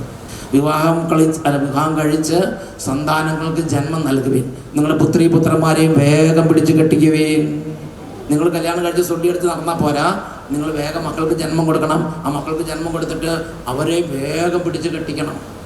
ഇതിനവരെ വേഗം പിടിച്ച് കെട്ടിക്കണത് അവർക്ക് മക്കളുണ്ടാകട്ടെ, നിങ്ങൾ പെരുകണം, നിങ്ങളുടെ സംഖ്യ കുറഞ്ഞു പോകരുത്. സമുദായത്തിൻ്റെ ബലിഷ്ഠമായ അടിത്തറ എന്ന് പറഞ്ഞാൽ നല്ല സന്തുഷ്ടമായ ബലിഷ്ഠമായ കുടുംബങ്ങളാണ്. ബാക്കിയൊന്നും ഇതിന് തുല്യമാവുകയില്ല. ബാക്കി ഒരു സമ്പത്തും ഈ സമ്പത്തിനോട് തുല്യമാവുകയില്ല. ബലിഷ്ഠമായ കുടുംബങ്ങൾ, സന്താനപുഷ്ടിയുള്ള കുടുംബങ്ങൾ. ബാക്കിയെല്ലാം പിന്നാലെ വരും. ആദ്യം മക്കളുണ്ടാകട്ടെ, ബാക്കി പിന്നാലെ വരും. അതാണ് ഈ 25 വർഷമായിട്ട് കേരളത്തിൽ മുഴുവൻ കൊടുത്തുകൊണ്ടിരിക്കുന്ന പുസ്തകമാണ് നിങ്ങളുടെ സംഖ്യ കുറഞ്ഞു പോകരുത്. ഹല്ലേലൂയ. ഇത് ബൈബിളിലെ ദൈവവചനങ്ങൾ ഇതിനെക്കുറിച്ചുള്ള വചനങ്ങളാണ്. നിങ്ങളുടെ സംഖ്യ കുറഞ്ഞു പോരുന്നുള്ള ലീഫലറ്റ്. എൻ്റെ പ്രിയപ്പെട്ട സഹോദരൻ, കർത്താവിൻ്റെ വലിയ ആഗ്രഹമാണ് വേഗം. എന്തിനാ ഇത്രമാത്രം കല്യാണങ്ങൾ നടക്കുന്നത്? കല്യാണങ്ങൾ നടന്നാലേ മക്കളുണ്ടായാലേ കല്യാണങ്ങൾ നടക്കുള്ളൂ. Price the Lord. എന്നൊക്കെ പറഞ്ഞ ഹല്ലേലൂയ. നമ്മൾ കുടുംബത്തിൽ മക്കളുടെ എണ്ണം ഒന്ന് പ്രായത്തിന് 23 വയസ്സിന് മുമ്പ് കല്യാണം നടത്തുക അല്ലേ? താമരശ്ശേരി രൂപതയുടെ ഒരു സർക്കുലറുണ്ട്, സർക്കുലറല്ല, ഒരു ചെറിയൊരു റിപ്പോർട്ടുണ്ട്. ആ റിപ്പോർട്ട് വെബ്സൈറ്റ് ഇട്ടിട്ടുണ്ട്. ചങ്ങനാശ്ശേരി അതിരൂപതയിലും പാലാ അതിരൂപതയിലും അതുപോലെ തന്നെ തൃശ്ശൂരൊക്കെ അങ്ങനത്തെ റിപ്പോർട്ടുകളുണ്ട്. പക്ഷേ ഇത് എനിക്ക് അന്ന് സെർച്ച് ചെയ്ത് കിട്ടിയോണ്ട് ഞാൻ ഇതൊന്ന് നിങ്ങളുടെ ശ്രദ്ധയിലേക്ക് കൊണ്ടുവരികയാണ്. അവിടെ പറഞ്ഞു. ഓക്കെ, എന്താ പറഞ്ഞു? അസംബ്ലിക്ക് ശേഷം 2017 താമരശ്ശേരി രൂപത ഇറക്കിയ സർക്കുലറിൽ കേരള ക്രൈസ്തവ സഭയിലെ യുവജനങ്ങളുടെ വിവാഹത്തെക്കുറിച്ച്, വിവാഹപ്രായത്തെക്കുറിച്ച് പറഞ്ഞിരിക്കുന്നത് ഈ ഒരു കാലഘട്ടത്തിൽ ശ്രദ്ധിക്കേണ്ട ഒന്നാണ്. യുവജനങ്ങളുടെ വിവാഹപ്രായത്തെക്കുറിച്ച് അസംബ്ലി നിർദ്ദേശിച്ച കാര്യങ്ങൾ വളരെ വ്യക്തമായി എടുത്തു പറയുന്നു. വിവാഹിതരാകുന്നതിന് 21 വയസ്സ് പുരുഷനും 18 വയസ്സ് സ്ത്രീക്കും എന്ന നമ്മുടെ നാടിന്റെ നിയമത്തെ സഭ സ്വീകരിക്കുന്നതും അംഗീകരിക്കുന്നതും മനുഷ്യന്റെ ശാരീരികവും മനഃശാസ്ത്രപരവും സാമൂഹികവുമായ നിരവധി ഘടകങ്ങൾ കണക്കിലെടുത്താണ്. നമ്മുടെ യുവജനങ്ങൾ വിവാഹിതരാകുന്നത് ആൺകുട്ടികൾ ശരാശരി 28 വയസ്സിലും പെൺകുട്ടികൾ 25 വയസ്സിലുമാണ് എന്ന വസ്തുതയെ അസംബ്ലി ഗൗരവത്തോടെയാണ് വിലയിരുത്തിയത്. ഇപ്രകാരം താരതമ്യേന വൈകിയ പ്രായത്തിൽ കല്യാണം കഴിക്കുന്നത് ദമ്പതികളുടെ ബന്ധത്തിലും മക്കളുടെ ജനനത്തിലും വളർച്ചയിലും കുടുംബ സംവിധാനങ്ങൾ രൂപപ്പെടുത്തുന്നതിലും വിപരീത സാഹചര്യങ്ങൾ സൃഷ്ടിക്കുന്നതിന് കാരണമാകുന്നുവെന്ന് എല്ലാവർക്കും അറിയാമല്ലോ. ഭാവി സുരക്ഷിതമാക്കിയിട്ട് വിവാഹിതരാകാം എന്ന ചിന്തയിൽ നിന്ന് മാറി വിവാഹം കഴിച്ച് രണ്ടുപേരും ഒരുമിച്ച് ഭാവി കെട്ടിപ്പടുക്കാം എന്ന മുൻ തലമുറകളുടെ പാരമ്പര്യത്തിലേക്കും കാഴ്ചപ്പാടുകളിലേക്കും നമ്മൾ തിരികെ പോകണമെന്ന് അസംബ്ലി ആഗ്രഹിക്കുന്നു. വിവാഹം നീട്ടിവെക്കുന്നത് കൊണ്ട് എന്താണ് സംഭവിക്കുന്നത്? കേരളത്തിലെ ക്രൈസ്തവരുടെ ഇടയിൽ 30 വയസ്സിന് ശേഷവും വിവാഹം കഴിക്കാത്തവരുടെ എണ്ണം ക്രമാതീതമായി വർദ്ധിക്കുന്നു എന്ന പഠനങ്ങൾ പുറത്തു വന്നുകൊണ്ടിരിക്കുന്ന ഈ ഒരു കാലഘട്ടത്തിൽ താമരശ്ശേരി രൂപതയുടെ സർക്കുലർ വളരെയധികം പ്രാധാന്യമർഹിക്കുന്നു. ആൺകുട്ടികൾ 25 വയസ്സിന് മുൻപും പെൺകുട്ടികൾ 23 വയസ്സിന് മുൻപും വിവാഹിതരാകണമെന്ന അസംബ്ലിയുടെ തീരുമാനം താമരശ്ശേരി രൂപതയിൽ ഒരു നിയമമായി തന്നെ സ്വീകരിക്കണമെന്ന് എപ്പാർക്കിയൽ അസംബ്ലി ശുപാർശ ചെയ്യുന്നു. വിവാഹിതരായതിനു ശേഷം പഠനവും ജോലിയും തുടർന്നു കൊണ്ടുപോകുവാൻ സാധിക്കുമെന്ന് നമുക്ക് ചുറ്റുമുള്ള പൊതുസമൂഹത്തിലേക്ക് കണ്ണോടിച്ചാൽ മനസ്സിലാക്കുവാൻ കഴിയുമെന്നും ഇക്കാര്യത്തിൽ മാതാപിതാക്കളും യുവജനങ്ങളും പ്രത്യേകമായി സഹകരിക്കണമെന്നും താമരശ്ശേരി രൂപതയുടെ സർക്കുലർ ചൂണ്ടിക്കാണിക്കുന്നു. കുടുംബത്തിലെ മാതാപിതാക്കന്മാരുടെ ഏറ്റവും പ്രധാന കടമകളിൽ ഒന്ന് മക്കളെ കുടുംബജീവിതത്തിലേക്ക് ഉയർത്തുക എന്നുള്ളതാണ്. എല്ലാവരുടെ കുടുംബജീവിതം മാന്യമായി കരുതപ്പെടട്ടെ. വൈദികരും സിസ്റ്റേഴ്സും കുടുംബജീവിതത്തിൽ നല്ല കാര്യങ്ങൾ പറയട്ടെ. ധാരാളം മക്കളുള്ള കുടുംബങ്ങളെക്കുറിച്ച് അവർ പ്രശംസിച്ച് സംസാരിക്കട്ടെ. കാരണം ഒരു കാലത്ത് നമ്മൾ ഇകഴ്ത്തി സംസാരിച്ചിട്ടുണ്ട്, ഒരു കാലത്ത് നമ്മൾ ചവിട്ടി മെതിച്ചിട്ടുണ്ട്. നമ്മൾ അതിന് പ്രായശ്ചിത്തം ചെയ്യണം. എന്നുറക്കെ പറഞ്ഞേ ഹല്ലേലൂയ, ഹല്ലേലൂയ. ഹല്ലേലൂയ. എൻ്റെ പ്രിയപ്പെട്ട സഹോദരങ്ങളെ, ഒരു വലിയ ഒരു ബിസിനസ് ഒരു ശൃംഖലയുടെ അധിപൻ ഒരു ചട്ടപ്പാടി വന്നു. അപ്പോൾ യുവജന ധ്യാനം നടക്കുകയാണ്. അപ്പോൾ യുവജനങ്ങൾ അദ്ദേഹത്തോട് ചോദ്യം ചോദിച്ചു, നിങ്ങൾക്ക് ഒരിക്കൽ കൂടെ കല്യാണം കഴിക്കാൻ അവസരം കിട്ടിയാൽ നിങ്ങൾ എന്ത് ചെയ്യും? അപ്പോൾ ആ ദമ്പതികൾ പറഞ്ഞെങ്ങനെയാണ്, ഞങ്ങൾ 23 വയസ്സാകുമ്പോഴേക്കും ഞങ്ങൾ കല്യാണം കഴിച്ചിരിക്കുന്നു. അപ്പോൾ ആ ചെറുപ്പക്കാർ പറഞ്ഞു, നിങ്ങൾ ചില ബാംഗ്ലൂരിൽ നിന്ന് വന്ന ഇതിൽ വിദ്യാഭ്യാസം ഉള്ളവരെന്ന് വിചാരിച്ച് ചോദിച്ചു പോയതാണ്, നിങ്ങളിങ്ങനെ പഴഞ്ചൻ ആണെന്ന് ഞങ്ങൾ കരുതിയില്ല എന്ന് പറഞ്ഞു. അപ്പോൾ ഈ ദമ്പതികൾ പറഞ്ഞെങ്ങനെയാണ്, മക്കളെ ഞങ്ങൾ വിദ്യാഭ്യാസം കൊണ്ട് ലോകം കണ്ടിട്ടുള്ളവരാണ്. എത്ര നേരത്തെ കല്യാണം നടത്തണോ അത്രയും ദമ്പതികളുടെ ഹൃദയങ്ങൾ തമ്മിൽ കോൺക്രീറ്റ് ഉറയ്ക്കുന്നത് പോലെ ഉറയ്ക്കും. എന്തു തന്നെ പ്രശ്നം ഉണ്ടായാലും ഇവരെ തമ്മിൽ സെപ്പറേറ്റ് ചെയ്യാൻ പറ്റിയില്ല. രോഗം വരും, സമ്പത്തെല്ലാം നഷ്ടപ്പെടും, തെറ്റിദ്ധാരണ ഉണ്ടാവും, ഭാര്യ വീട്ടിൽ പ്രശ്നം ഉണ്ടാവും, ഭർത്താവിൻ്റെ വീട്ടിൽ പ്രശ്നം ഉണ്ടാവും, മക്കളുടെ ഇടയിൽ പ്രശ്നം ഉണ്ടാവും, മക്കൾ ഇവർ ഗ്രൂപ്പീസ് പലതും വരാം. പലതും വന്നാലും ശരി, ഇവർ വൈകുന്നേരം ഭയങ്കര സ്ട്രോങ് ആയിരിക്കും ദമ്പതികൾ. ഇവർക്ക് വലിയ നമ്മുടെ പണ്ടത്തെ കാരണവർ വലിയ വിദ്യാഭ്യാസം ഈ കാര്യത്തിൽ അവർക്ക് ദൈവജ്ഞാനം ഉണ്ടായിരുന്നു. അവർ നേരത്തെ കല്യാണം നടത്തിയിരുന്നു. അതുകൊണ്ട് എന്തായി, നമ്മുടെ ഇവിടെ വിവാഹമോചനങ്ങൾ കുറവായിരുന്നു. എന്നാൽ ഇന്ന് നമുക്ക് വിദ്യാഭ്യാസം വന്ന് നമുക്ക് തോന്നിയാസം കൂടി. അപ്പം എന്തായി, ലോകസഭയിലാണോ രാജ്യസഭയിലാണോ വകുപ്പ് മന്ത്രിയോട് ഒരാൾ ചോദിച്ചു, നമ്മുടെ മഹത്തായ ഇന്ത്യ മഹാരാജ്യത്ത് ഏറ്റവും കൂടുതൽ വിദ്യാഭ്യാസം അല്ലെങ്കിൽ ഏറ്റവും കൂടുതൽ വിവാഹമോചനം നടക്കുന്ന സമുദായത്തിൻ്റെ പേര് ഒന്ന് വെളിപ്പെടുത്താമോ എന്ന് ചോദിച്ചു. അപ്പോൾ വകുപ്പ് മന്ത്രി എഴുന്നേറ്റ് സംശയരഹിതമായി പറഞ്ഞു, സെൻസസ് ഡാറ്റ അനുസരിച്ച് നമ്മുടെ മഹത്തായ ഇന്ത്യ മഹാരാജ്യത്ത് ഏറ്റവും അധികം വിദ്യാഭ്യാസമുള്ളത് ക്രിസ്തീയ സമുദായത്തിനാണ്. അതുപോലെ ഏറ്റവും അധികം വിവാഹമോചനം നടക്കുന്നതും ഈ സമുദായത്തിൽ തന്നെ. പിന്നെ ബുദ്ധിസ്റ്റുകളുമുണ്ട്. ഹിന്ദുക്കളുടെയും മുസ്ലിങ്ങളുടെയും സമുദായത്തിലുള്ളതിനേക്കാൾ 50% കൂടുതലാണ് ഈ സമുദായത്തിൽ നടക്കുന്ന വിവാഹമോചനത്തിൻ്റെ കണക്കെന്ന് ലോകസഭയിലാണോ രാജ്യസഭയിലാണോ വകുപ്പ് മന്ത്രി അവതരിപ്പിച്ചു. ഇത് കുറച്ച് താഴ്ത്തിക്ക് വന്ന് census data reveals among Christians and Buddhists the combined rate of separation and divorce is 16.6 and 17.6, almost 50% more than Hindus and Muslims. ഹിന്ദുക്കളുടെയും മുസ്ലിങ്ങളുടെ ഇടയിൽ വിവാഹമോചനം നടക്കുന്നതിനേക്കാൾ 50% കൂടുതലാണ് വിദ്യാഭ്യാസ വിവരമുള്ള ക്രിസ്തീയ സമുദായത്തിൻ്റെ ഇടയിലുള്ള വിവാഹമോചനം. അത് കൂടുതൽ സുറിയാനി ക്രിസ്ത്യാനികളുടെ ഇടയിലാണ്. മക്കളുടെ എണ്ണം കുറയ്ക്കുന്നത് കൂടുതൽ സുറിയാനി ക്രിസ്ത്യാനികളുടെ ഇടയിലാണ്. 50%. എന്താ കാരണം? ഇത് ഹൃദയങ്ങൾ ഉറക്കണില്ല. ചെറിയൊരു വിഷയം മതി, പെട്ടെന്ന് ഡിവോഴ്സ്, പെട്ടെന്ന് സെപ്പറേഷൻ, ഒന്നും ജീവിക്കാൻ പറ്റിയല്ല, മുമ്പോട്ട് പോയില്ല. ഞാൻ ഓർക്കുന്നുണ്ട്, എൻ്റെ വീട്ടിൽ വലിയ പ്രശ്നമുണ്ട്. എൻ്റെ ചാച്ചൻ്റെ അമ്മച്ചിൻ്റെ കല്യാണം 19 വയസ്സിൽ 20 വയസ്സ് അവർ കഴിഞ്ഞെന്നാണ് ഞാൻ വിചാരിക്കുന്നത്. അവരുടെ സ്വഭാവം കണ്ടിട്ട് ഞാൻ പറയണതാണ്. വളരെ നേരത്തെ കല്യാണം കഴിച്ചിട്ടുണ്ടാവും. കാരണം ചെറുപ്പത്തിൽ ഞാൻ ഓർക്കുന്നുണ്ട്, അതായത് ചെറുപ്പത്തിലെ കല്യാണം കഴിച്ചെന്ന് വിചാരിച്ച് വഴക്കം വെക്കാനോ ഉണ്ടാവില്ലെന്ന് വിചാരിക്കരുത്. വീട്ടിൽ വേണ്ട വഴക്കം വെക്കാനോ. ഞാൻ അന്ന് വിചാരിച്ചു, ദൈവമേ ഇന്നത്തോടുകൂടി ലോകാവസാനം അടുത്തു, നാളെ ആകാശഭൂമി കാണിയല്ല, അതുപോലെ ഇന്ന് തീർന്നു എന്ന് വിചാരിച്ചു. ഞാൻ അങ്ങനെ ഇവരെ ഇന്ന് എന്ത് ചെയ്യുമെന്ന് വിചാരിച്ചിരുന്നു. വൈകുന്നേരമായപ്പോൾ ഞാൻ നോക്കുമ്പം ചാച്ചൻ ചോറുണ്ടപ്പം നേർ പകുതി AC കണ്ട് മലയരിഞ്ഞ് വെച്ചിരിക്കും മാതിരി. എനിക്കത് മനസ്സിലായി, ഇതെന്താണെന്ന് ഇരിക്കുകയാണ്. നോക്കുമ്പോൾ എന്താ, അത് അമ്മച്ചിക്കുള്ള ചോറാണ്. അമ്മച്ചിക്ക് വേറെ, ഞാൻ നോക്കുമ്പോൾ അമ്മച്ചിക്ക് വേറെ അടുക്കള ചോറില്ല. അമ്മച്ചി ചോറില്ലാണ്ട് ചാച്ചൻ്റെ പാത്രത്തിൽ കൊടുത്ത് കഴിച്ചത്. ഏറ്റവും ബെസ്റ്റ് ചോറും ബെസ്റ്റ് കറിയല്ല, കോഴിയൊക്കെ ഉണ്ടാക്കണമെങ്കിൽ ഏറ്റവും ബെസ്റ്റ് കഷ്ണമൊക്കെ ചാച്ചനുണ്ട്. പ്രിയപ്പെട്ട സഹോദരങ്ങളെ, വേറൊരു വാക്കി പറഞ്ഞാൽ അവർ വരുമ്പോൾ പ്രശ്നങ്ങളുണ്ടാവും. പക്ഷെ എന്തു തന്നെ ഉണ്ടെങ്കിലും അതൊക്കെ വൈകുന്നേരം അവിടെ തീർന്ന് അവരൊന്നാണ്. അതാണ് പറയണത്, എത്ര നേരത്തെ കല്യാണം നടക്കണോ അത്രയും നേരത്തെ ദമ്പതികളുടെ ഹൃദയങ്ങൾ തമ്മിൽ ഒരു കോൺക്രീറ്റ് ഉറയ്ക്കുന്നത് പോലെ ഉറയ്ക്കും. ഈ കടലിൻ്റെ അടുത്ത് പാറ നിൽക്കുന്ന പോലെയാണ്. അതിൻ്റെ മുകളിൽ കൂടെ തിരമാലകളെല്ലാം അടിച്ചു കയറി പോകുമ്പോഴേ പാറ ഉറച്ചു തന്നെ നിൽക്കും. അതുപോലെയാണ് ക്രിസ്തീയ കുടുംബങ്ങൾ നേരത്തെ കല്യാണം കഴിച്ചാൽ അവരുടെ ദാമ്പത്യ ബന്ധത്തിൽ, കുടുംബ ബന്ധത്തിൽ. എഴുന്നേറ്റ് വന്നേ, നമ്മൾ കർത്താവിനോട് പ്രാർത്ഥിക്കുകയാണ്. നമുക്ക് സമയം വൈകിട്ടില്ല. എന്താ വെച്ചാൽ സമയം ഇന്നത്തെ സമയമല്ല പറയണത്. നമ്മുടെ സമുദായത്തിൽ ദൈവം അവസരം തരുന്നുണ്ടെന്ന് ദൈവത്തിൻ്റെ കർത്താവിൻ്റെ സഭ ദൈവമക്കളെ ഒരുമിച്ച് കൂട്ടി കർത്താവിൻ്റെ സഭാ മാതാവ് മക്കളെ പഠിപ്പിക്കുകയല്ലേ.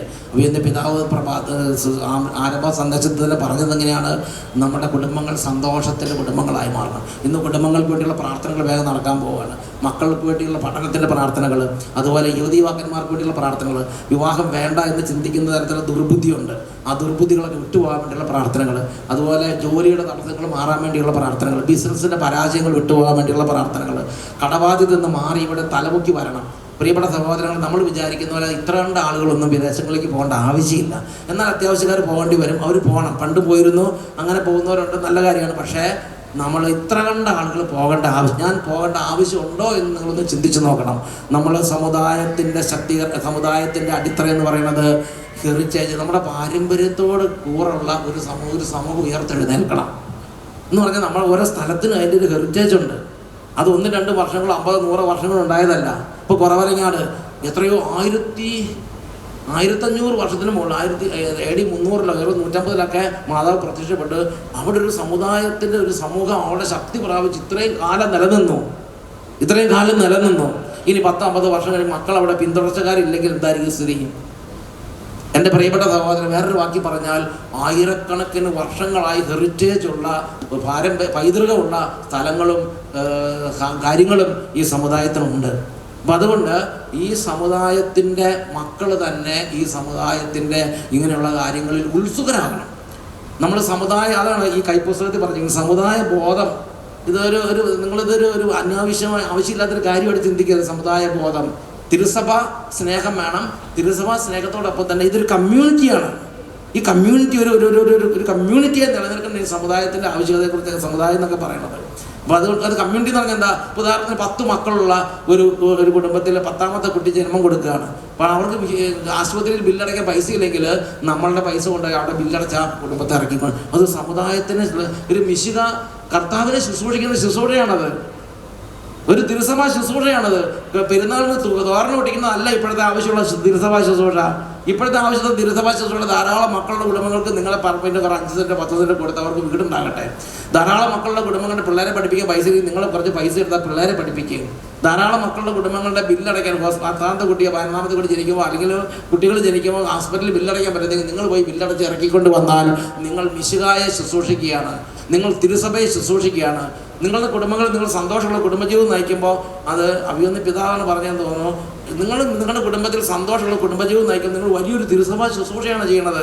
നിങ്ങൾ വിവാഹം കഴിക്കുകയും മക്കൾക്ക് ജന്മം കൊടുക്കുകയും ചെയ്യുമ്പോൾ നിങ്ങൾ വലിയൊരു തിരുസഭാ ശുശ്രൂഷയാണ് ചെയ്യുന്നത്. ഒരു പെരുന്നാൾ നടത്തുന്നതിനേക്കാൾ വലിയൊരു തിരുസഭാ ശുശ്രൂഷയാണ് കല്യാണം കഴിച്ച് കുഞ്ഞുങ്ങൾക്ക് ജന്മം കൊടുത്ത് സന്തോഷപരമായി കുടുംബജീവിതം നയിക്കാൻ വേണ്ടി ഉത്സാഹിക്കുക എന്നുള്ളത്.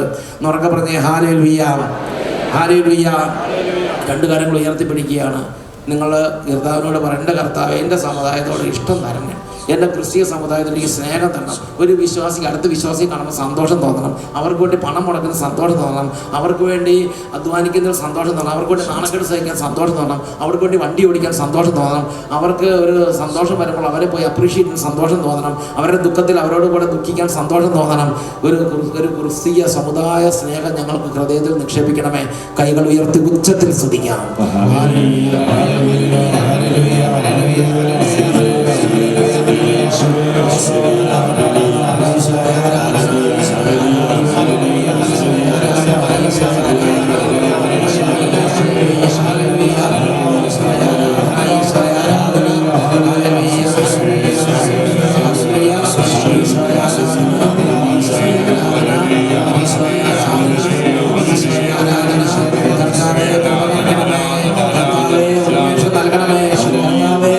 അവിടുന്ന് ഞങ്ങളോട് സംസാരിക്കുമ്പോൾ അത് കേട്ട് ചുവടുവെക്കാൻ, നടപടിയെടുക്കാൻ, തീരുമാനമെടുക്കാൻ അഭിഷേകം നൽകണമേ കർത്താവേ.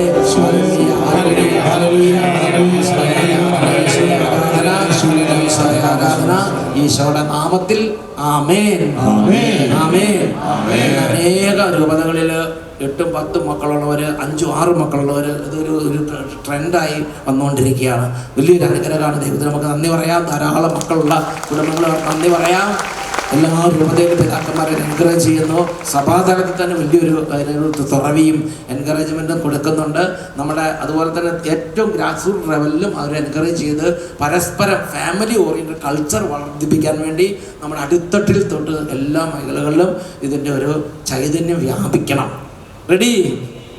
മിണ്ടണല്ലോ. Ready? Yes or no? Ready? Yes.